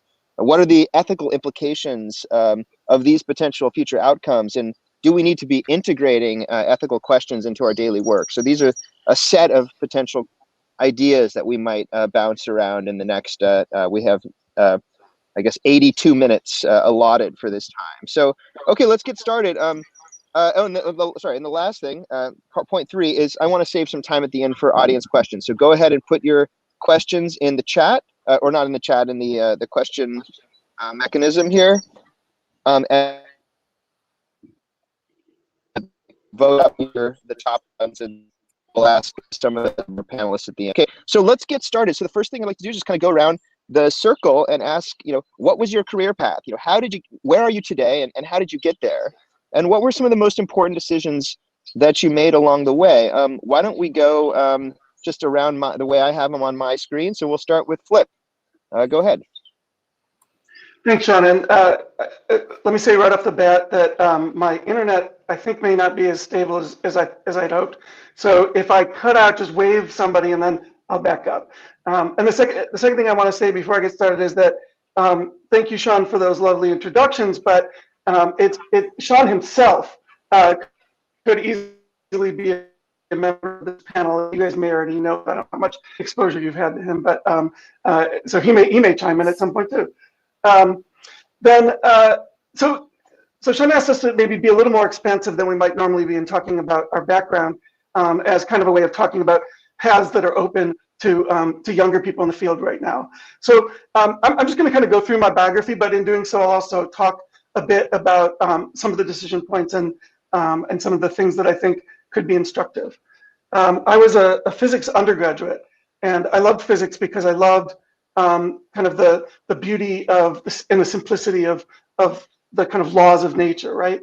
But I wasn't as motivated by those questions that physics was asking as I was thinking about the brain. And in fact, I had a friend who was going to study cancer. I was going to study physics, and all we ever talked about was the brain.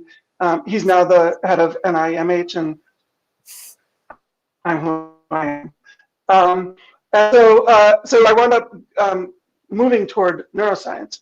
I took a little bit of a waylay for a couple of years. I was in the UK studying math, and that's one point perhaps, is that you can never have too much math.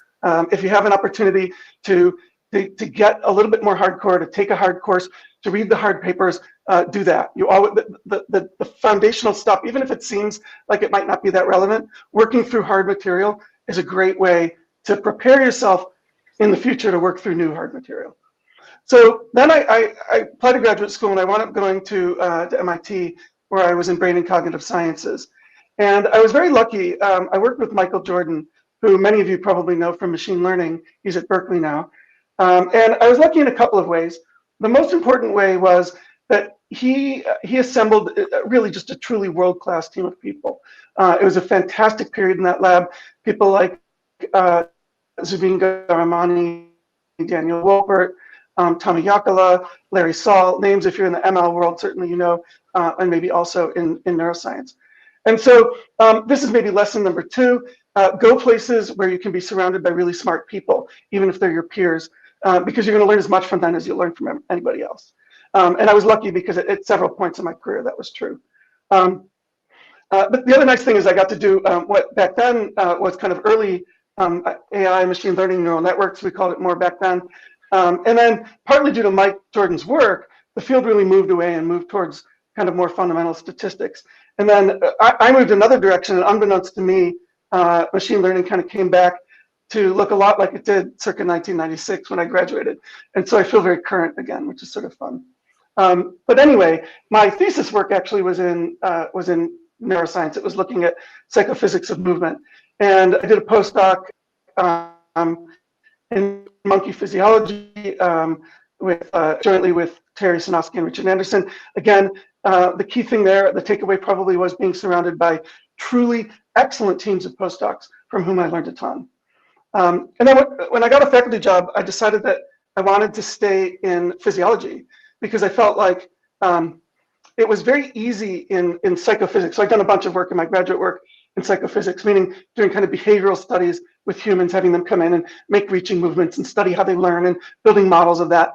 And that was great, but I felt that it was very easy to make up stories about what was going on at the level of behavior and be too disconnected from the brain.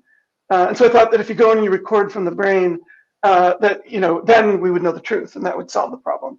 So I spent a lot of time recording single neurons in parietal cortex, and at the end of that, what I learned was that actually it was easy to make up stories about that too. And ultimately, we don't have enough data to constrain the kinds of models that we build. And so we will always be making up stories. At least for now, we're still making up stories in computational neuroscience.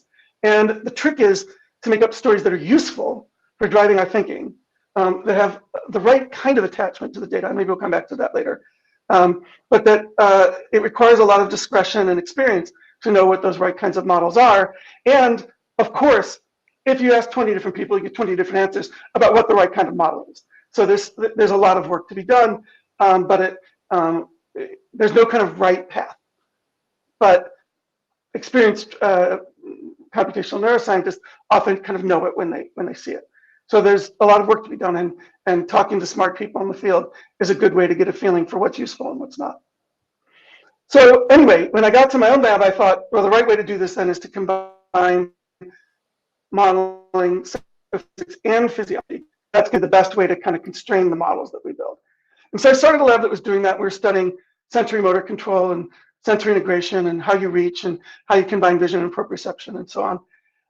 But over time, my work got more and more toward technology, partly because the models that we were looking at really fed themselves well to thinking about how to put artificial signals into the brain. And those experiments of putting artificial signals into the brain through stimulation felt like they would be really good for testing our models. And partly because the recording tools that we needed weren't available. And so we started with Tim Hansen in my lab, we started a fun project of trying to build very, very fine electrodes and inserting them robotically. And with Azadeh Yazdan Shamarab, we started doing some optogenetics. So I started doing more techniques-oriented work because I felt like it was needed to answer the questions. And then we were making a lot of progress, and nothing unexpected happened, which is that I got a call from Elon Musk's office, and he was interested in starting a company. And it turned out that the kinds of things that he was thinking about weren't that far from the kinds of things that I was thinking about, that we were thinking about in my lab. And so I got an opportunity somewhat late in my career to leave the academic world and help start a new startup, Neuralink. And for me, it was a fairly easy decision. When I started my lab, I was always very impressed by Mike Merznick, who's a great leader in thinking about brain plasticity, about cortical plasticity, an academic thought leader, who then went off about 2/3 or 3/4 of the way through his career, started a couple of companies, and he was still affiliated with UCSF, but mostly he was running his companies. And I thought that it was a great idea to become a true expert in something and then use it to try to build something that would actually really get out in the world and help people. And so I jumped at that opportunity. And Neuralink for 3.5 years roughly. And during that period, we took the kind of the sewing machine idea that we had, and again, a time in my career where I was super lucky to work with a huge, expansive team of engineers and scientists and great people who were just good at thinking about strategy. So it was a wonderful time. We made a lot of progress, but about a year ago, I decided it was time to move on, and I became really interested not so much in BCI in terms of high bandwidth I/O for prosthetics, but BCI in terms of modulating neural circuits for the treatment of neuropsychiatric and neurological disorders. I think there's a real opportunity in that space right now, and we can talk about that later. And so I got an opportunity to move up to Seattle and start work on a new startup focused in that direction. And that's where I am now. It's called Starfish Neuroscience. And like Adrian, now I'm really enjoying the persist. And I'll stop there. Okay, well, thanks, Flip. That was great. A lot of stuff I didn't know also, and sounds like really interesting decision points. So let's move along to Adrian, and you can tell us about your path. Great. Yeah, it's interesting to be in company. I always thought of my career path as fairly non-linear, but I'm the most linear version probably of a career path that we have here. So I grew up in Australia, and it was really during high school that my scientific interests, I think, a little bit gelled. And I was thinking about how that was very recently, because I got to speak a few days ago at the same science school, international science school, that I took part in as an 11th grader. And there was a critical talk in that science school from a guy called Robert May, who some of you might know or remember.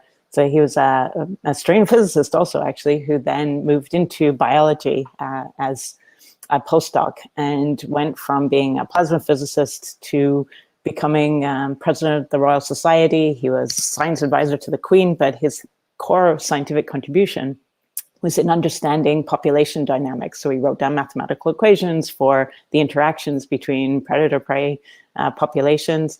And that really launched or became a key aspect of the field of chaos. And that as an undergraduate or young person, was just a super exciting way of thinking about what math can do for you, right? You can write down equations. Things they seem simple from the point of view of the equations, but they can predict a lot of very interesting and complicated phenomena in the real world. And so that completely caught my imagination. And at that point, he said to us, 11th graders, with a physics degree, you can do anything. And so I did a physics degree, and then I did anything. So I did actually continue on in physics for my PhD. In my undergraduate, I did work on plasma physics, actually, but then for my when I was in my fourth year in Australia, we had a visit from Ittama Prakacha from the Weizmann Institute.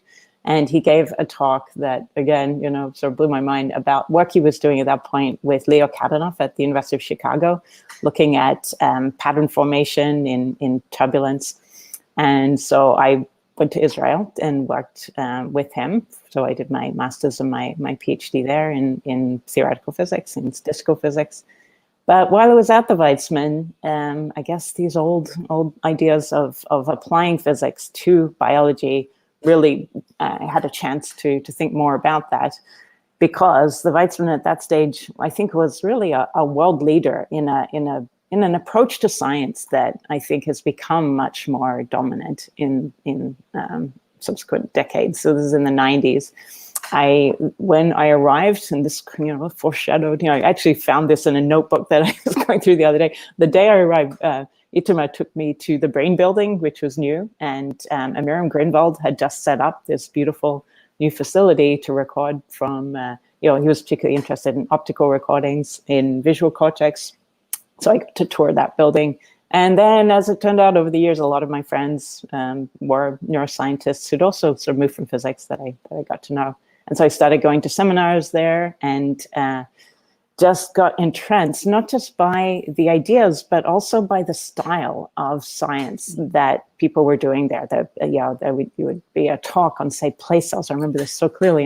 And the audience was full of mathematicians, statisticians, Shimon Ullman, people like this, sort of trying to understand the thing, right? It was a completely odd and strange phenomena that would be reported, and then people coming from all kinds of different perspectives trying to contribute ideas to understand how something could work. And that to me felt like, finally, not just sort of arguing about, whether Kolmogorov did it first or whatever. This was sort of how I wanted to do science. I wanted to be in a team with people with all kinds of different backgrounds, kind of intellectually building, imaginatively a new idea about how something might work.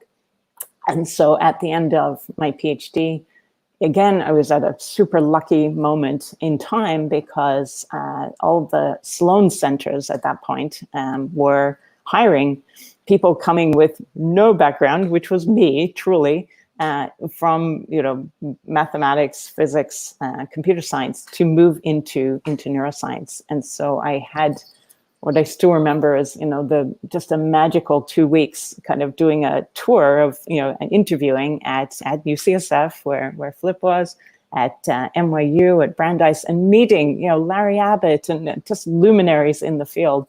And I felt like the whole 2 weeks I was kind of on the edge of my seat, listening to the kinds of problems that I could move into. And so it was absolutely clear that was a great next step. I ended up not moving to any of the Sloan centers, but instead going to work with Bill Bialik, who was interviewing at UCSF. So anyway, so he suggested I come and work there, and I did. And that was, it was a great decision. I mean, Bill is just an amazing thinker, and I loved my time there. It was a little isolated compared to any of these other centers. So we were in a little building, sort of in the New Jersey, research park or whatever.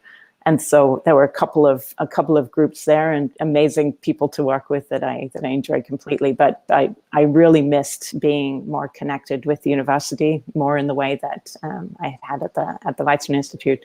And so after a few years with Bill, I moved to Princeton to work with Michael Berry. And so there, with Bill, I was working on a fly visual system, and we had just this very elegant, boiled down problem that I really feel like we kind of nailed, which was, again, very satisfying experience to ask a question, to be able to pose a question about the way something in neural coding might work, and I think really to solve it. And so with Michael, went to work in the retina, and I think also did some useful work there. But that kind of, I guess, opened my mind to the ability to work in a variety of different systems, and the possibility of kind of taking ideas about principles and looking for them in a variety of different systems, which is exactly what I wanted to do, for my ongoing career. And then I was super lucky, again, that at the moment where I wasn't even thinking actually about applying for jobs, because I was pregnant with my first child. But Bill one day sent me an email saying, there are these 2 positions that are being advertised, one at UCSF, one at University of Washington. Here's the job description. I've sent your letters. You should send your application. So okay. All right, I'm on the job market, apparently. So I did apply for those 2 jobs, went through the interviews. Again, just fantastic opportunity to meet and get excited about what that meant, right? To really move into academic science. And both of the positions were similar in that they were looking for a theorist who wanted to collaborate broadly across different systems, had some maybe particular research program, but was sort of interested in thinking about, multiple collaborations. And so that's what I found. I had a great time at UCSF, but I really clicked with so many people at the University of Washington. It was just a wonderful couple of days on my second visit, where at the end of the time, I felt like, okay, I have 5 new collaborations set up and we're good to go. And I'd written a Burroughs Wellcome proposal, and I had a Burroughs Wellcome award, where I had sort of speculatively laid out things I could do. And pretty much every paragraph in that proposal turned out to map onto a project I could do with someone at UW. And after, at the end of that, when I moved, and 2 years later, when I'm sort of writing my final report, I feel like I could check off every paragraph with a paper, 3 or 4 of which had been written with my new colleagues at the University of Washington. So I've had a great time there. I've been there since 2004. I got tenure after the usual time, and had another baby. And now I'm a full professor, which I've been, I think, since 2016. One of the pleasures of working there, obviously, has been this ability to move around, to change systems, to think about new problems all the time. We also have now a Computational Neuroscience Center. I have just great colleagues who work in computational neuroscience from many different angles. Eric Shea Brown, who's in applied math, Nathan Kutz, who's also an applied math, Daniela Whitten, who's a statistician, Raj Rao, who's in computer science. So we have a whole team of people who are, have a similar excitement, I'd say, about computational neuroscience, but very wide range of different approaches to it, along with, we're a huge university with fantastic experimental collaborators. And at the same time, the Allen Institute got started in Seattle, so that offers a whole other range of interesting collaborations.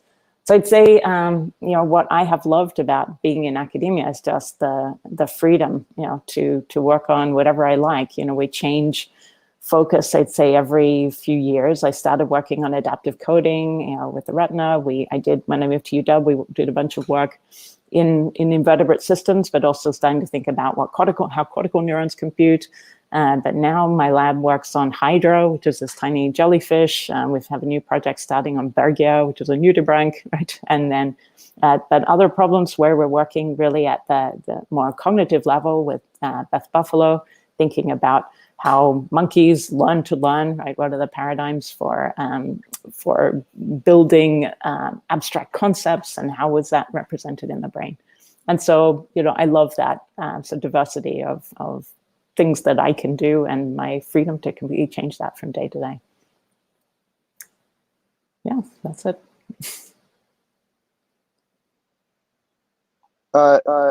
Thank you so much. Oh, I have some weird feedback. Let's just move on to okay, no, my feedback's fixed. I did want to say one thing that I was reflecting on while you were speaking, which was the sort of thread of joy for science, actually, in both of your stories. I expect we're going to continue to hear that in the next two stories as well. But it was so rich. It was making me smile, and I really think that that's like the one thing, more than anything else, that should put your feet in front of each other is the joy of what it is that you're working on. So that was really great. I really like that. So maybe Adam, do you want to give us your story? Sure. And mine is really very nonlinear. Maybe even more nonlinear than the last two. So thank you for having me as a representative of computational neuroscience careers. I think it might be debated whether it is one, but it's certainly been really fun so far. So I guess I'll start at the end, which is what I'm working on now with philanthropists, including Schmidt Futures, is basically trying to create a new career path, which is to say we're very interested in research problems that really are doing sort of basic scientific research or sort of very fundamental tool development for research, but that need to be structured more in the team structure, like startups, where you have a kind of very cohesive and focused set of 20 or 30 people and a certain amount of capital just all flowing into one single problem in a very tight-knit way. So these are called focused research organizations. But I think the story will kind of explain a little bit of why I'm doing that now. So neuroscience and computational neuroscience have certainly been like a huge interest of mine for about as long as I can remember. I think it's maybe the most intellectually interesting subject that there is. But my main focus somehow, I would say, has been on something more like technology, or sort of like advanced physical technology.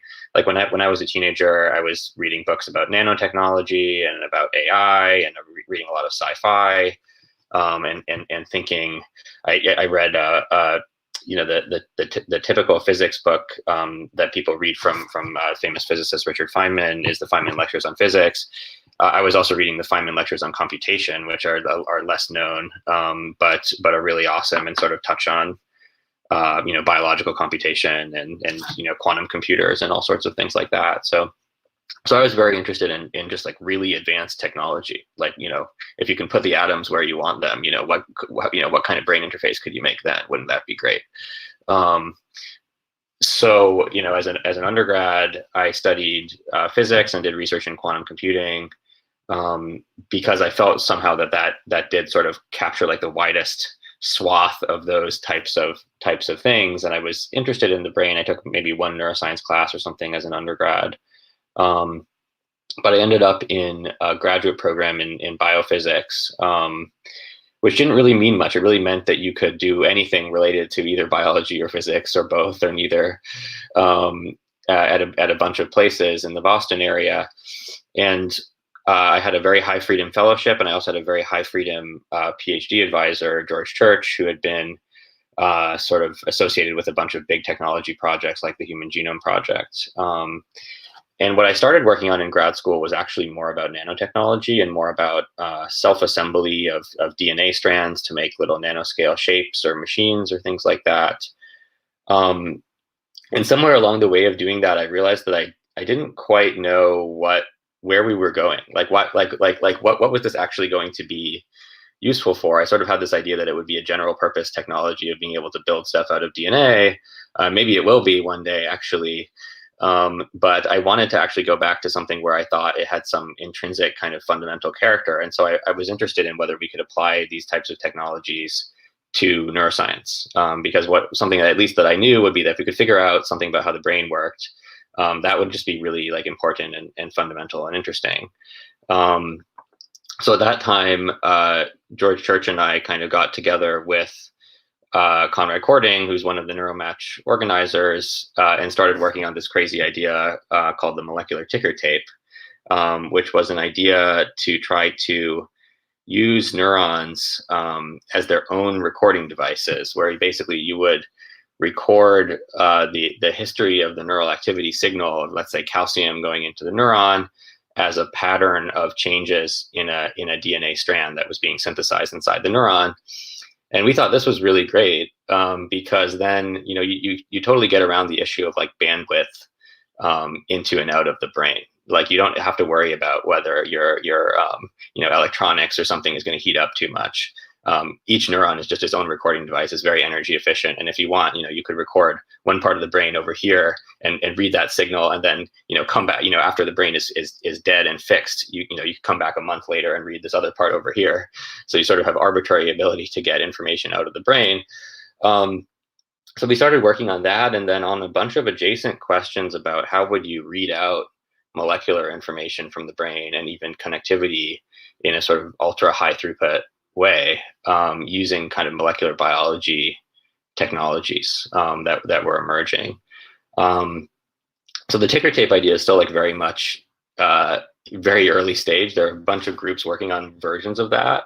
But I think what it really got us into was this idea of trying to analyze kind of unconventional ways to get around the physics of problems like that. And it got us thinking a lot about other things you could do in brain interfaces. And so we actually spent a lot of time doing analysis of other kinds of physics tricks potentially that you could play other than using DNA molecules for recording from brains. Flash forward a few years later, I had spent some time working with Ed Boyden in an academic setting, trying to launch larger brain mapping projects that would use some of these molecular technologies to try to read out not so much ticker tapes, but just connectivity. And in that context, I had sort of learned about both the opportunity of having a really amazing group of people together kind of inventing technologies, but also the challenge of like, how do you scale those things up? How do you get the kind of money and organization that you would need to do something like, large scale brain mapping? And we had also been doing a lot of this thinking about the physics of neural recording. So at that point, I also had sort of a serendipitous set of opportunities to join some of these emerging mini boom of neurotech companies that were emerging around the same time as Neuralink. So I joined this other one called Kernel and helped them to create a team. They were initially thinking about doing an invasive electrode-based therapeutic device, but they ended up pivoting in part because of a bunch of analysis that we were doing there, that there would be new and cool things to do in fully non-invasive and portable brain scanning using combinations of optics and magnetics and maybe ultrasound and things like that.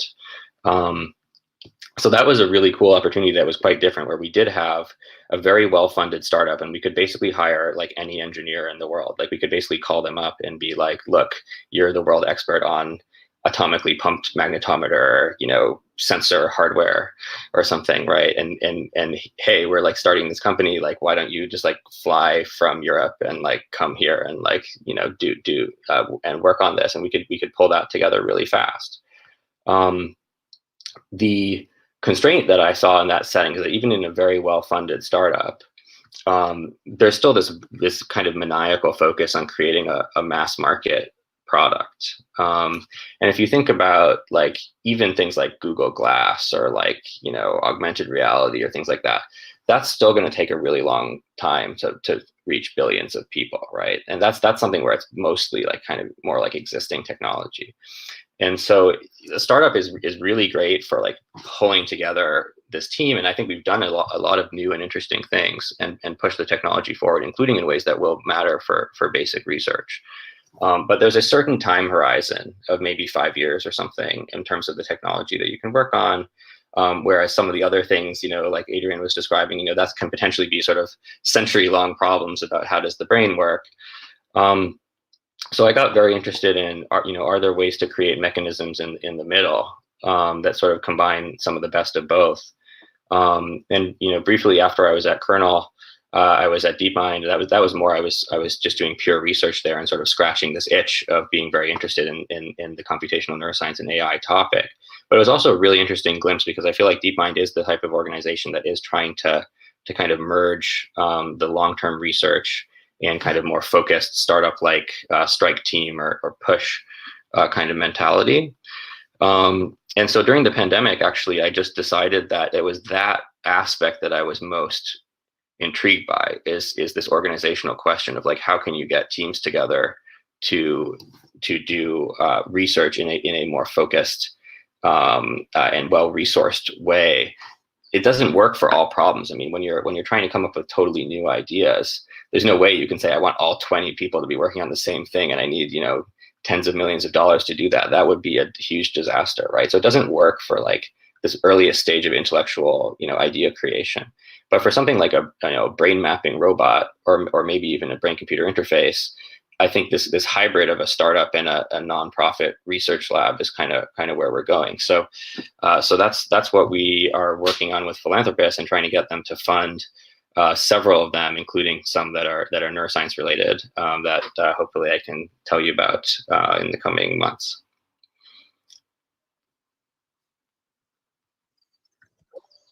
Cool. That sounds exciting. I look forward to hearing of all the different things that you guys are going to come up with.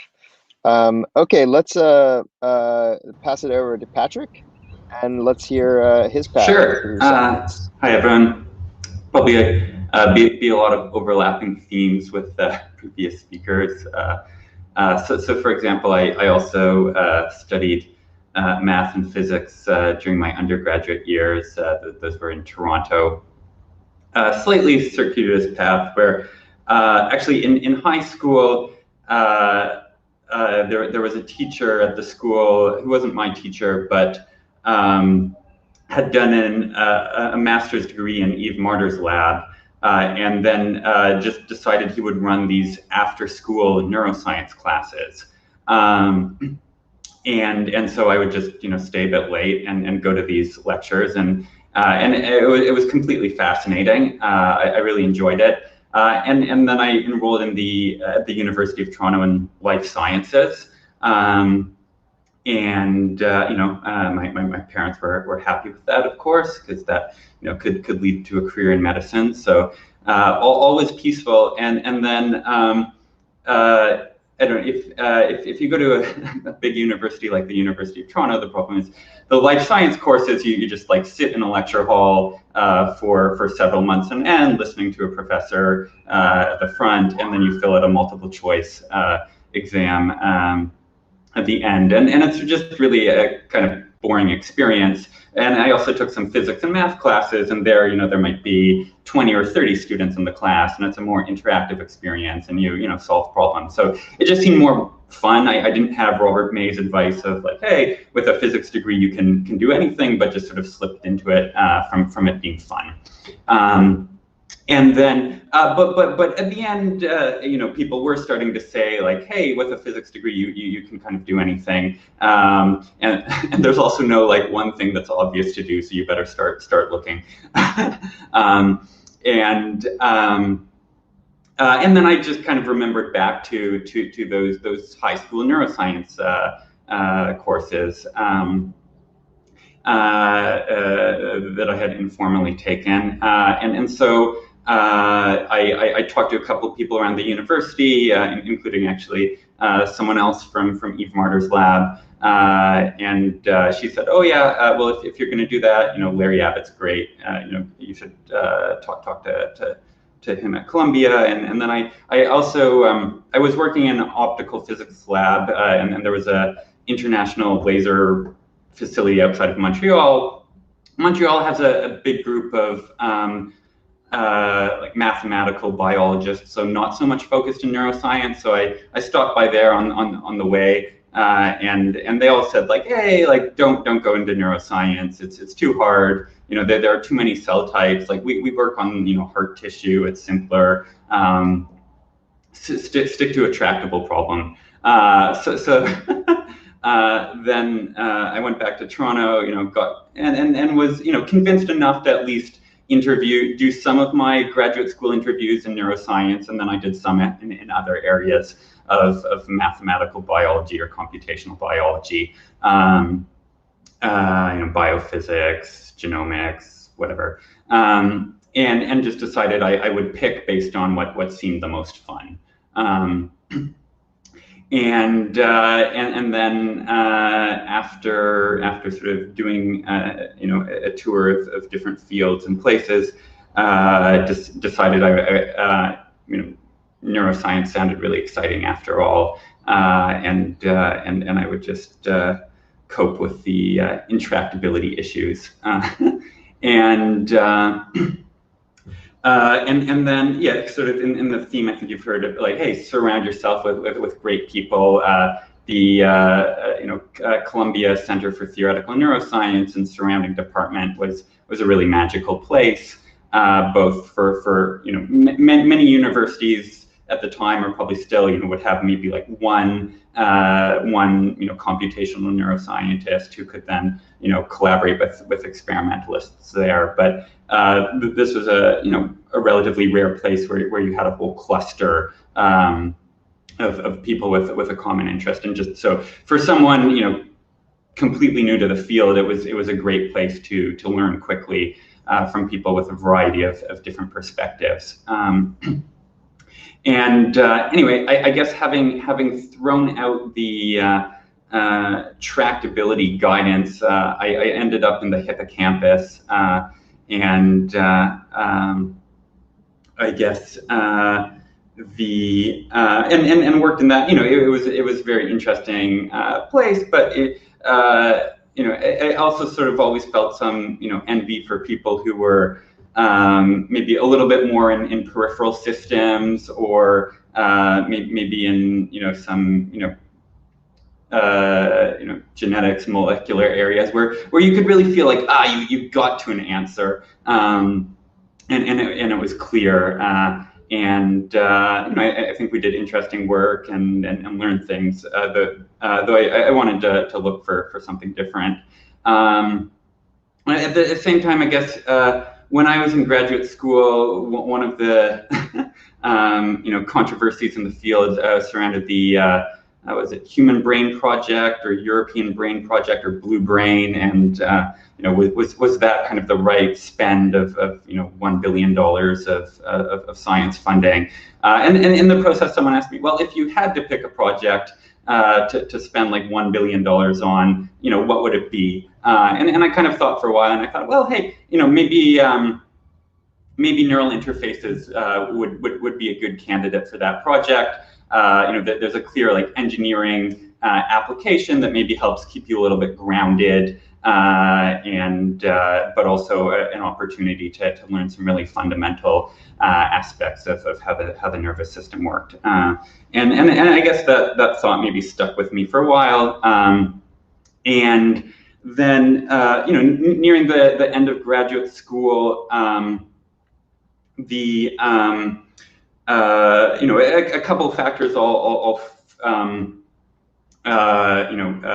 of came together. One was that there was a group of exciting people that I wanted to continue working with. I think as Adam was hinting at, sometimes being in a startup environment is much more conducive to tight collaboration, and we wanted to be working closely together. That was one thing. I also had some, health issues at the time, which thankfully have cleared up. But it made me a little bit concerned about, going through the grueling like postdoc and then early faculty career path. So I thought I might try something. I'd be open to trying something different. And so then we converged on this idea of developing a non-invasive neural interface using electromyography, which was kind of a funny thing at the time. I feel like electromyography, at least in the US science community, had mostly like past its prime of interest. People felt it was sort of old hat, and the really exciting stuff was with optogenetics, lasers, calcium imaging, and or high density arrays, and so it was actually a pretty like isolating experience initially, because you went from being in at Columbia University in this huge rich community, and then also the broader neuroscience community, where you had been there for 5 years, and people in your tiny subfield knew who you were, knew your work, to really just being out in the middle of nowhere for really quite a number of years. And I'd say like we were both in the middle of nowhere relative to the neuroscience community, and then also in industry as well. There was not much understanding of what we were doing. It actually helped quite a bit when Neuralink and Kernel got going, just to wake up the industry to the idea that neural interfaces might be an interesting thing to invest in at the point. And then we went from having to convince people, hey, you should be interested in neural interfaces, to, oh, you're already interested in neural interfaces. Here's an interesting angle on them. And we kept going, and the technology continued to develop, and then at some point we got to a point where we said, okay, this feels really ready for a major investment to really take this to consumers. As Adam said, there's always an obsession of getting to a mass consumer market, and we felt probably especially on the hardware side, it would be good to be partnering with a much larger organization to do that. And so now we find ourselves as part of Facebook Reality Labs, which has a large augmented reality effort, and we're excited to be part of that. In terms of I don't know if there's good or bad advice to take away from these stories. If I were to sum up a couple things that maybe overlap with themes you've heard before, I think one is always picking great people to work with. I think Flip really emphasized that in a couple of his experiences, and I'm actually subbing in for my co-founder Reardon, who I'm sure if he were here, he would be saying like, always pick who before what. And we actually did that for the startup. We didn't have the idea initially, and spent about a year throwing around ideas, but before deciding we were really ready to go. But the initial people were set first. And it also really follow your curiosity. Like if you want to be a scientist, like it's going to be a high risk career no matter what. That's sort of just the nature of delving into the unknown. That there aren't really certain paths, and so pick something that you're curious about and that you enjoy. It's not to say like don't be smart about it. I think like again, if you follow Robert May's advice, like hey, like learning certain skills like what you might learn through physics or certain computational skills, certain engineering skills can certainly increase the odds that things will work out and that you'll have more opportunities at each time you get to a choice point. But at the same time, like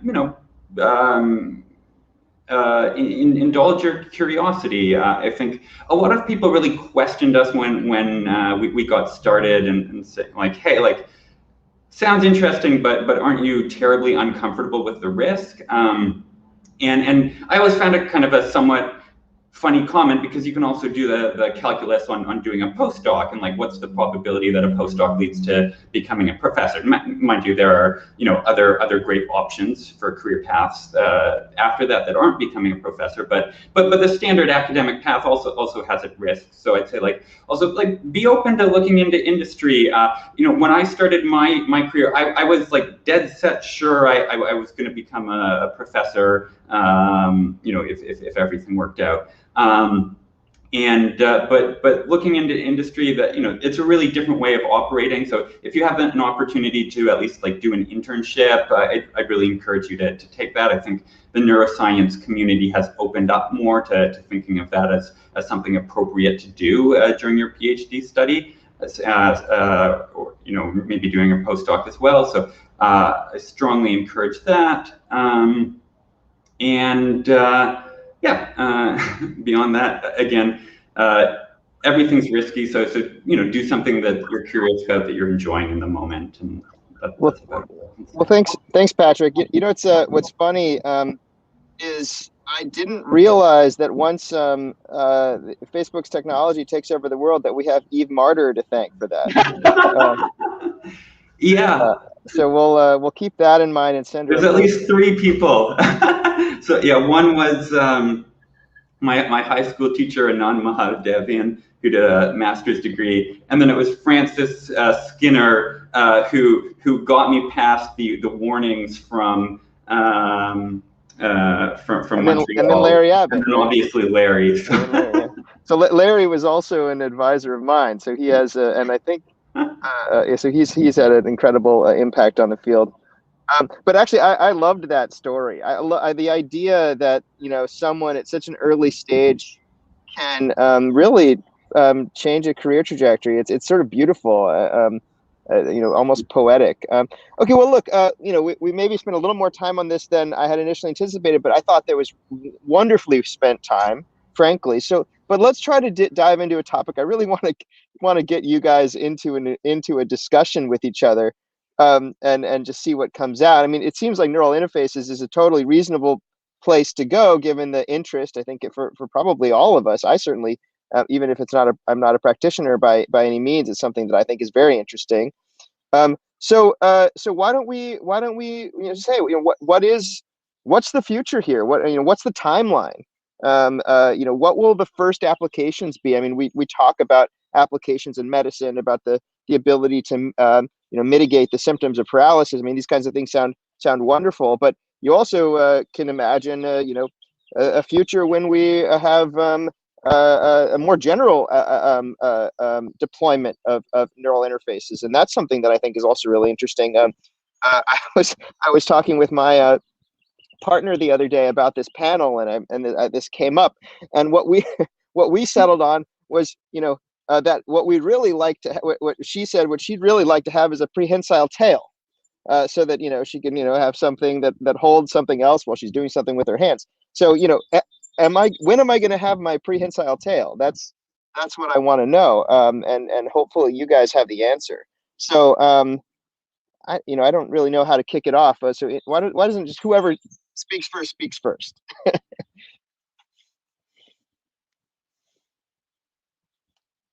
I don't think you're shy, folks. So.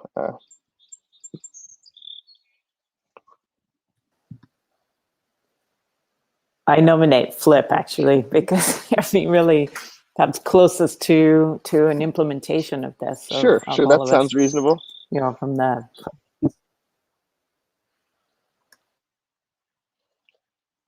Is he frozen on your screen? He does look frozen. Okay. I can jump in here, then we'll flip to the briefing. Yeah, so the the perspective I have is that instead of being a sudden change event, what you'll have is a gradual approach to what we might think in science fiction as a neural interface. So we're developing a technology that reads electromyography signals. So these are electrical signals from action potentials in muscle fibers. And the simplest way to interpret that data is to say, hey, this is telling you the level of contraction, the level of activation tension in that muscle. And so then there's an opportunity to transcribe what your body is doing.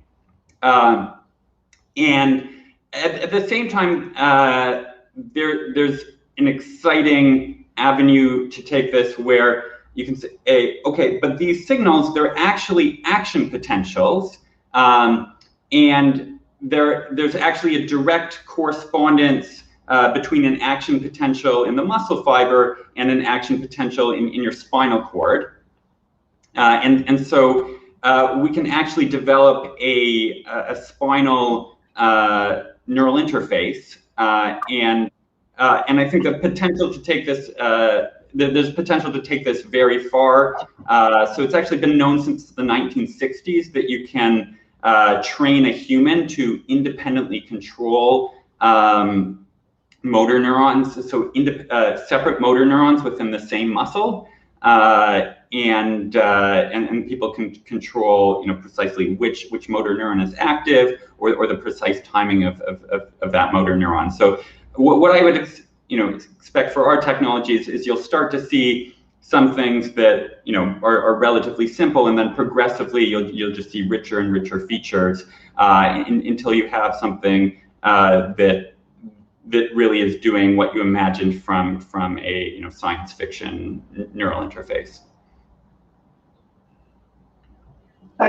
I can maybe provide the other end of the spectrum. So I missed, unfortunately, my network is not great, so I missed the beginning of Patrick's, but I think I got what he was saying. And you started out, Sean, and in the questions that you had emailed us before, it was, when will brain interfacing be here? And the answer is now. I mean, brain interfacing is here and has been here for a long time. We've had deep brain stimulation, for example, for a little over a decade, and there are other technologies that are around. And so I think when we dream about the kind of the future of brain interfacing, we all have this kind of idea of the prehensile tail and the cyborg world. But really, I think what's going to happen is we're going to come at it from two directions. And so Patrick just talked about one, which is these big scale consumer devices that, they start out with a keyboard and then they go to this, and then they get closer and closer to sort of just being able to think and get your feelings across. In its wildest version, an EMG interface is not going to be just thought. There's still action involved. It's the muscles, but you can be getting closer and closer. So that's one way that you'll work toward it. And then the other direction, I think, is more invasive devices that really are getting directly into the brain. But there's a lot of technical risk there. There's a lot of scientific risk, unknowns on both of those. And then, of course, there's just the fact that these are invasive devices, and so there's risk there too. And so I think what's going to happen is you're going to start out with a bunch of different devices for specific medical applications. Deep brain stimulation for Parkinson's disease and essential tremor is one. And that set of applications will grow, including paralysis, including mood disorders, including chronic pain. There are a bunch of these that I think are ripe for intervention. And then the types of interfaces are going to grow. Right now, it's very literal. Stick a big electrode or a bank of electrodes into the brain. But the means of interfacing with the brain are much more broad than that. There are non-invasive techniques, which right now work but are very coarse. There are invasive techniques like electrodes. And then there's a whole kind of continuum of things in between. In fact, even the term invasive versus non-invasive isn't really the right way to think about it, because you can have a device that's non-invasive in the sense that you don't have to put it on, but it's a big bulky hat and it's ugly, and that's invasive. You're not going to want to walk around all day long wearing it. You can have something where you need an injection, a one-time injection, and then afterward maybe there's some very small, like I'm wearing headphones here, but it's hard to see that, some small thing that you're wearing that interfaces in a very invasive, in other words, deep and biological manner, but maybe through some mechanism that feels sort of free and easy to wear. And so I think these are the kinds of things that we're building toward. But the way to get there isn't that there's going to be some magic wand and someone's going to have the right answer. I used to think that there was kind of the right neural interface. And when I started working on the sewing machine with Tim Hansen, we were like, well, what's the right neural interface? And we wrote down what you wanted. And what we wrote down was great if what you're trying to do is sensory motor BMI. But if you're trying to do something else, then it's not the right interface. And so I think you're going to see a lot of these things. They're going to become increasingly successful. Once you get them out to the wild and you've got thousands or tens of thousands or millions of people using them, then you've got this virtuous cycle of data coming in, acceptance at the societal level, advance of technology because there's even more money. And I think you'll see there's going to be an inflection. Not clear when that inflection happens. Adam, you talked about this sort of level, this mid-range of problems, problems that we know enough where it sort of makes sense. And given the success of the company, that this problem of neural interfaces seems to live in that range, or maybe it's even more mature than the way you're thinking about it. I'm curious what your thoughts are. Yeah. And then I want to just throw one more idea into the mix, which is science versus engineering, which I think is sort of related. Are we, do we have fundamental scientific breakthroughs that are required, or is this an engineering problem? Like, where do we as a field stand on that? And of course, as Flip pointed out, there's no one neural interface. There's no one neural interface problem. There are many of them with many different potential needs and solutions. Yeah, well, I can definitely say things about some of those. So I would say, first of all, like, I think I'm least excited about what we most classically think of as the brain-computer interface, which is sticking a bunch of electrodes into the brain and trying to get this very high fidelity but invasive interface. And one of the reasons for that is what Patrick said, which is that even with a much less invasive thing, you can get information that might be helpful, for example, also for people that have disabilities of various kinds or so on. It is a sort of surprising amount of information that you can get maybe just from the wrist or other parts of the body. So I think there's a big price to pay for going super invasive. And so then I see a couple of different kind of technology trends, none of which are themselves the ultimate brain interface, as others said, but that all kind of eventually I see converging on something that looks like that. So one of these is this non-invasive sort of read and write into some thick, scattering, opaque biological object. Like your brain is this multi-centimeter hunk of opaque goo, right? And so that's just kind of a very basic physics problem there. In that problem, in addition to these kind of consumer devices or medical devices that are trying to stimulate part of the brain, I do see something that's in this intermediate category, which is sort of basic engineering or kind of fundamental engineering, where you're not really trying to make a product immediately, but you're trying to ask, well, how well can I control light, or how well can I control ultrasound, or how well can I control magnetic fields inside a big hunk of material, like your brain. So I definitely see problems there. That do sort of fall in the cracks of it's something that you need to develop, but it's not something that you'd necessarily is the shortest path to any one application that's clearly in mind in the market. But I do see lots of forces, including the consumer stuff, and including if you think about, as I said, I wasn't super excited about the invasive electrodes, but I am super excited about, non-invasive stimulation, or maybe non-invasive stimulation as a way of prototyping something that could then be a deep brain stimulation target. It's hard if you put a device in your brain, but you don't know what you need to do with it yet to justify that. But if you could non-invasively figure out, oh, this part of the brain and this pattern, that's what I need to stimulate in this patient, and then maybe you put that as a device, that would be a possibility. But then really long term, I mean, I think that all this non-invasive stuff will get much easier, because you'll also have things like viruses and cells and maybe nanoscopic particles or other kinds of things that you can put in your brain, that make it so you're not just talking to neurons that were not evolved to talk to the device outside. Once you're able to put a transducer in there, then the non-invasive problem actually gets easier. So I think all that investment that we're doing in non-invasive may end up kind of syncing up with things. Maybe, I don't know how long it will be, but as gene therapies and other things evolve, then we can have the best of both worlds. Can I ask a couple of questions, actually, given you guys? And one is to kind of loop back to this idea that there will be this rapid cycle of research and implementation, which I think is a bit belied by the reality of seeing how slowly things have gone with, say, cochlear implants and, DBS, that things are very frozen, actually, at a particular stage of development. So what will change to make things move faster? And if it does change to make things move faster, what will constrain it so that we don't end up in this nightmare world where there aren't ethical procedures in place that people have thought through carefully? And who's in charge of making sure that that happens?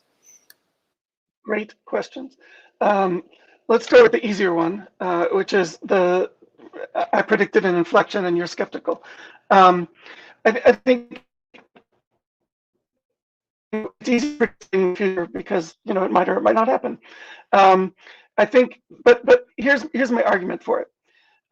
If you look at the cochlear implant, it worked because everything was set up right. It was a relatively easy peripheral device.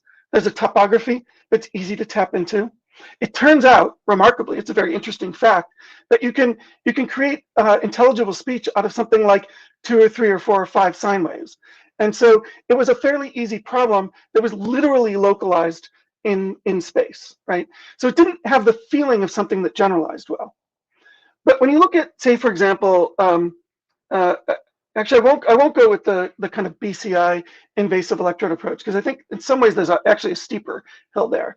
But if you look at DBS-like applications, it's pretty clear from the literature that there are lots of cases where modulating rhythms, modulating activities, cell types, changing plasticity, the state of plasticity between 2 brain areas, these sorts of things can have profound impact clinically, okay? And I'm not talking here about the prehensile tail, I'm talking about clinical applications. And if you look at, you can see that there's something like, it's crazy, there are 15 or 20 applications that are currently being investigated for DBS electrodes. But most of them aren't going to come to market. And the reason is because those devices are very rudimentary. It's one thing, you stick it in and it's fixed. But there are kind of a set of ways, engineering problems that need to be solved, making it closed loop, making it more steerable, making it less invasive.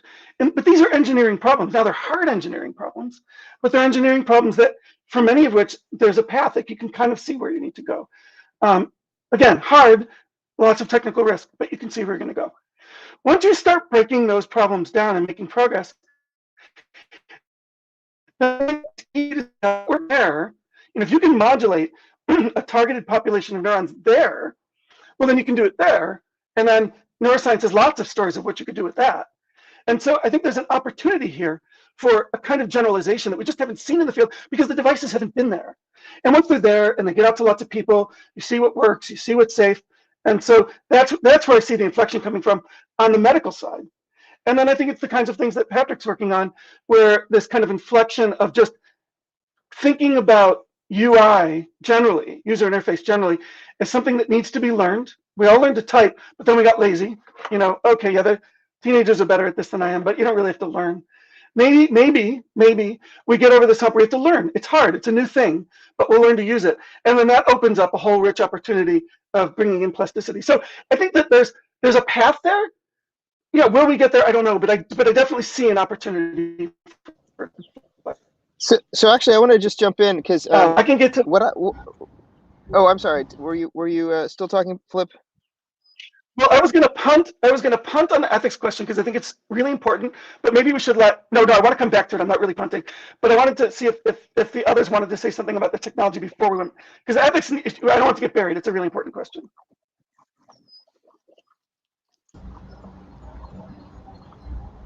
Sure. Maybe I'll give a thought on one of the earlier questions, which was, hey, is this primarily engineering constrained or science constrained? And I think it depends a bit on the approach. I'll caveat this first by saying, like, since it's partly a career panel here, having worked in this field, there is a huge amount of engineering work to do, and the stronger your engineering skills are, the greater the opportunities. One thing we've tried to take our approach, the non-invasive approach to mitigate some of the engineering challenges, especially the bioengineering challenges required to get invasive signals over long periods of time safely, et cetera. And so we actually are starting to get to a point where, I think maybe not right today, but a few years out, I think that the major limitations will be about how well we can train people to learn to control neural signals. So really fundamental questions about the biology of sensory motor learning, which can now be explored in new ways with this technology and in humans, and that will be what gates what's possible.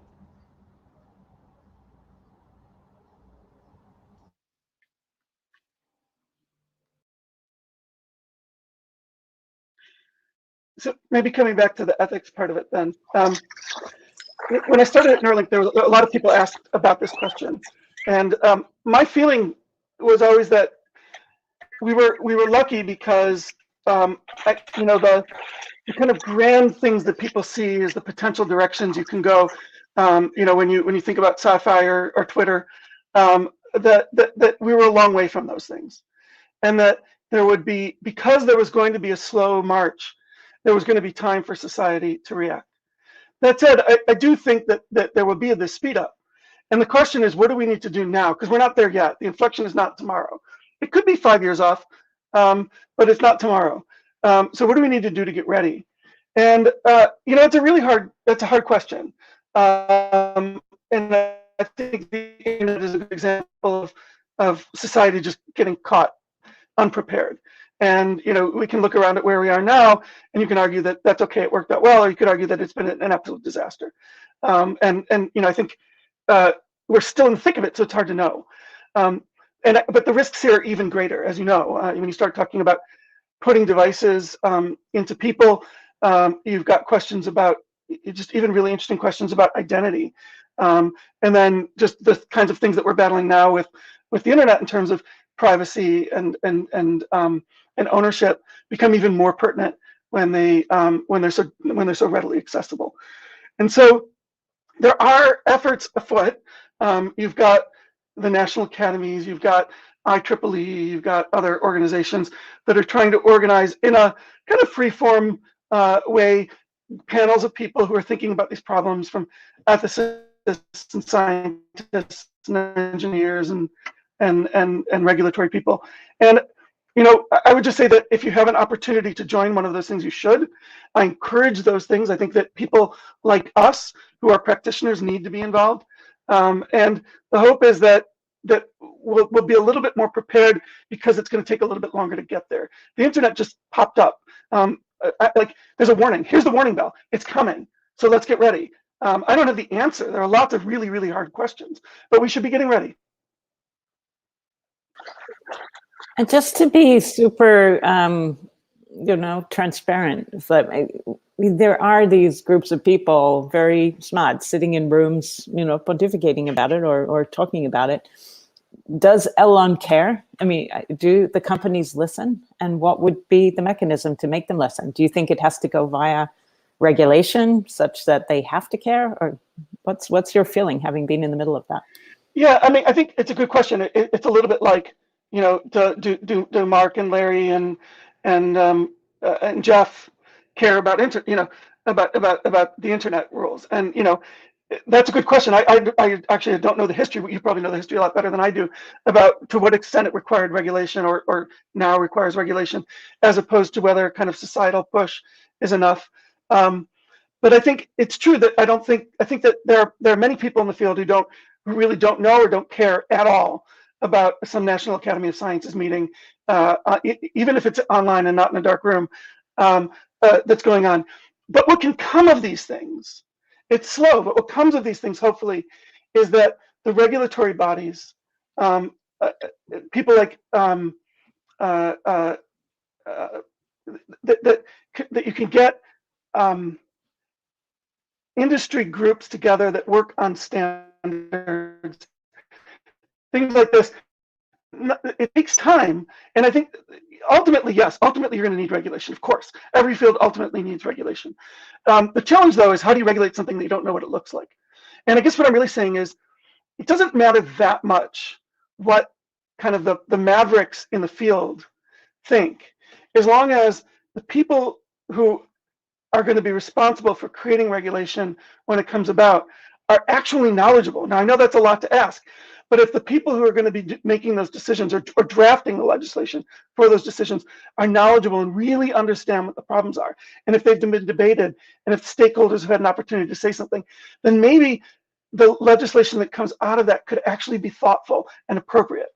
And then there won't be an impedance mismatch. It's a lot to ask for, but that's the hope. Actually, Flip, I would agree that the way that this intelligent regulation comes about is actually somehow through these groups of people getting together and discussing it. Even though when I first saw that, when I was working at Kernel, there were groups getting together discussing, and I felt sort of very academic sort of a way, what would be good neuroethics principles, and it seemed like, well, there's some huge disconnect between millions of dollars being spent over here and these people having this discussion there. But I think it does filter in through the policy side, because the policy ideas do have to come from somewhere, and the regulatory ideas have to come from somewhere. And where is it going to come other than from the neuroscience community and a few adjacent communities, writing down something that's really coherent? And I think that Rafa Yuste and some other associated people have actually gotten some neuroethics guidelines. I think it's the government of Chile has just approved something that is related to this. That sort of comes from this kind of organic and seemingly slightly angels on a pinhead kind of discussion. It actually does have an effect. It's not an immediate effect. So to the degree that Elon was correct that they would just have it working in 5 years or something, that that maybe it wouldn't have worked. But if it is going to be a 20 or 30 year process, then we have a chance of having some coherent ideas out there. Yeah, I've been pleased to see different governments starting to think ahead about this. I know in 2019, we participated with an initiative from the Royal Society advising the UK government, where they were looking at, trying to understand what will neural interfaces look like in the future, and how should we start thinking about regulation, so that it isn't just reacting to a problem, but actually both preventing a problem and also enhancing the potential for the most positive implications to develop. I think there are a number of questions that regularly come up. I'd say some are specific to neural interfaces. And then there are a lot of other questions that are, I'd say, quite common to any technology, like is there an equitable distribution of the technology? Will only the wealthiest people, for example, be able to afford this technology that enhances them in some way, either through a neural interface or there's plenty of other technologies that are like that. And I think both of those are important consideration. So there's the regulatory side, which is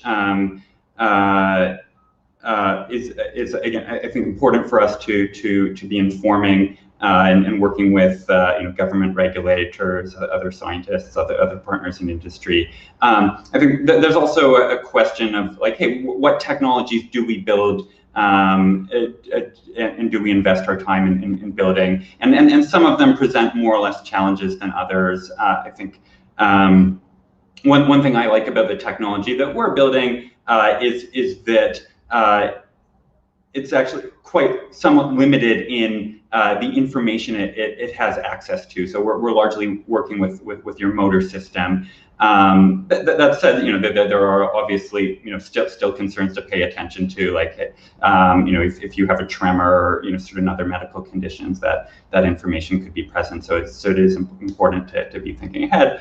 As well, it's a non-invasive device, so that you're not sort of locked into the system in the same way as with something that's been implanted into your body and can't be removed without surgery. But you can still become behaviorally quite dependent on a system if it's been enhancing you in ways that you don't want to give up. So So on the one, I think it is important to invest in the technologies that maybe have these benefits of added privacy just by the nature of what signals they're sensing. That said, I think they may be farther off, but the technologies that Flip was emphasizing, I think do have a lot of exciting potential, and I think we wouldn't want to say let's not develop these at all because of these concerns, but we do have to be even more careful in those cases about how we think about the regulation. So I just want, so first of all, this has been really fascinating, and I personally find the ethical questions to be astoundingly interesting and complex. And I think the one you've touched on, Patrick, I was going to raise it if somebody else didn't, is the idea of equitable distribution. I mean, if we all have mind enhancing technology and some people get it and other people don't, that seems like horrible. But let's switch. We only have a couple minutes. Let's try to answer at least one question from the audience. There's one on here about starfish neuroscience, but maybe we'll just let people have to speculate on that. Let's go with the top one. It's got the most votes, and get your guys' input. So, is a PhD or a postdoc necessary in a career path? And maybe even has that, to what extent has that changed over time? Because I think it has. We can just try to do a quick round table and what you guys think, given where you are in your careers.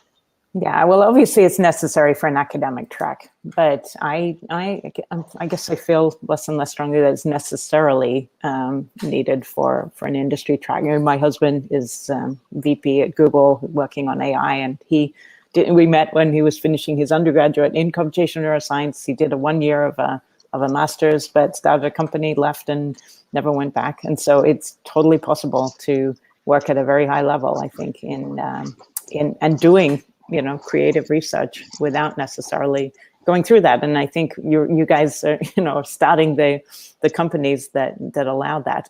I'd love to know whether you only hire PhDs. There are some parts of Google that really do expect a PhD, but I still feel like most of that is sort of negotiable depending on your skills, your experience, your background, and your output. I'll say one thing, which is when I spent time at DeepMind, there's sort of different tracks. There's a research engineering track versus a quote unquote research science track, which I think is a little bit less strict about PhDs. Even the research science track is not completely strict, and you often have people that are doing a PhD even while working there in some sense, or even work there and then go back. But the research engineering track is definitely not strict about it. And the research engineers are often way ahead of the research scientists, even on science. So I think that in some fields, I think that what you need is a real depth of experience and mentoring and failure and exposure to peer review and all those things. But whether that has to be done through a particular university, institutionalized process is not so clear. Yeah, I agree. I think in industry, it's no longer a requirement to do really sophisticated and interesting science and engineering. That said, doing a PhD can be a great route, but if you want to go into industry, then you should choose your PhD wisely. You should do something that gives you kind of rich practical experience, and it isn't. Some PhD is really about thinking about a problem, and at the end, maybe what you've produced is one really interesting idea, and that's great. But it would also be good to kind of get the practical skills, and you can do that in a PhD, of course.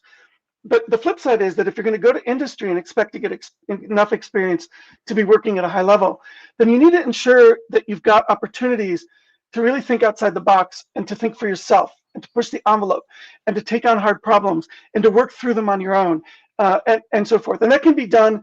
I mean, DeepMind, come on, that's cheating. That's practically like being at a big postdoc factory.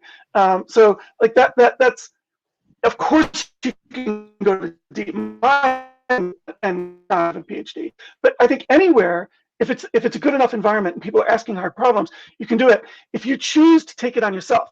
So even if your day job is mostly doing what someone tells you to do, then make it your night job to expand upon that, to read, to take on new problems, to take on your own individual little side projects that you do, put it up on GitHub or whatever.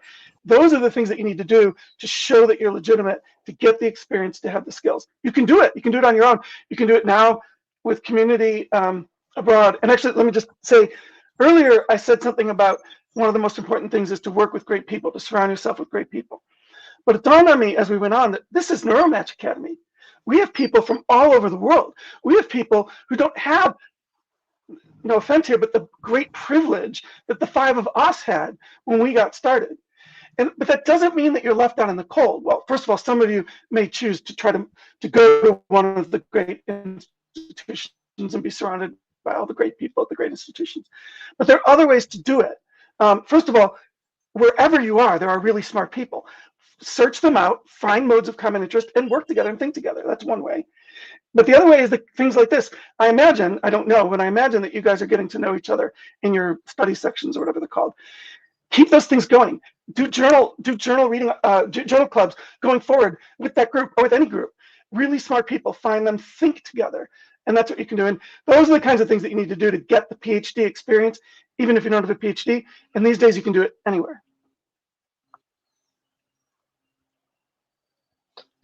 That was great, Flip. I think that I was going to, Neuromatch, that's one of the things we're trying to do, right? And I think you're right. The pods, we know that the pods from last year have stayed close all year. And we hope that the pods from this year stay close all, not just for a year, but for a long time. And those might be really great communities. Certainly my friends at many different stages in my career have been some of the most important people in me being able to learn and grow. And I can't imagine that would not be true for everyone. Okay, real quick, very, very short answers. I like this question. It's in the chat or in the question list. Science fiction that inspired you. Anybody want to take a stab? I'll start with the disappointing answer that I've hardly ever been exposed to science fiction. All right. He's only exposed to science fact, ladies and gentlemen. Who cannot be inspired by 2001 if you're interested in AI and the brain? 2001: A Space Odyssey. I read the actual book version of that as a teenager as well.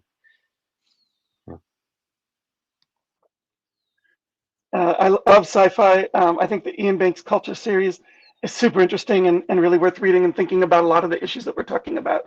But maybe I'll pick Philip K. Dick, Do Androids Dream of Electric Sheep, which was the basis of Blade Runner. There's a thing in there that some people may not remember, which is the mood organ, the Penfield mood organ. And in my mind, I recalled it as this great tool that you could just select your mood, and it was this sort of utopian kind of thing. But then I started thinking about it about a year ago, and I'm like, it was Philip K. Dick. There's no way it was a utopian vision. And I went back and I reread the bits about it, and it's really conflicted. It's sort of somewhere between utopian and dystopian, and brings in a lot of the concerns that that maybe Adrian had in mind when she asked about the ethics. So that one I still think about that a lot, and I think about the conflict inherent in having a device that you can tune up your mood. Adrian, you want to chime in? You know, I read as much sci-fi as most people my age when I was young, but it wasn't really what inspired me. I guess I'm more the literature that moved me when I was a teenager really was much more about human insight. I'm a 19th century, you know, British George Eliot. You know, I love George Eliot, and she is an incredible writer because she used the threads of science from her time. She understood, evolutionary theory as espoused by Darwin. She had studied physics as a 19-year-old in Lausanne, you know, and she used science as a metaphor for understanding human experience. And I think that's sort of closer to my inspiration in life. Well, that's great. Why don't we leave it there? I just want to thank you guys again so much. This is, folks with so many obligations in their lives, to be able to come and spend 90 minutes with us is really special, and it was very special for me, and I hope for our students, and thank you all. Thanks for having us. Thank you, Sean. Thanks. And people should feel free to reach out if they want to follow up. Great. Take care, everyone.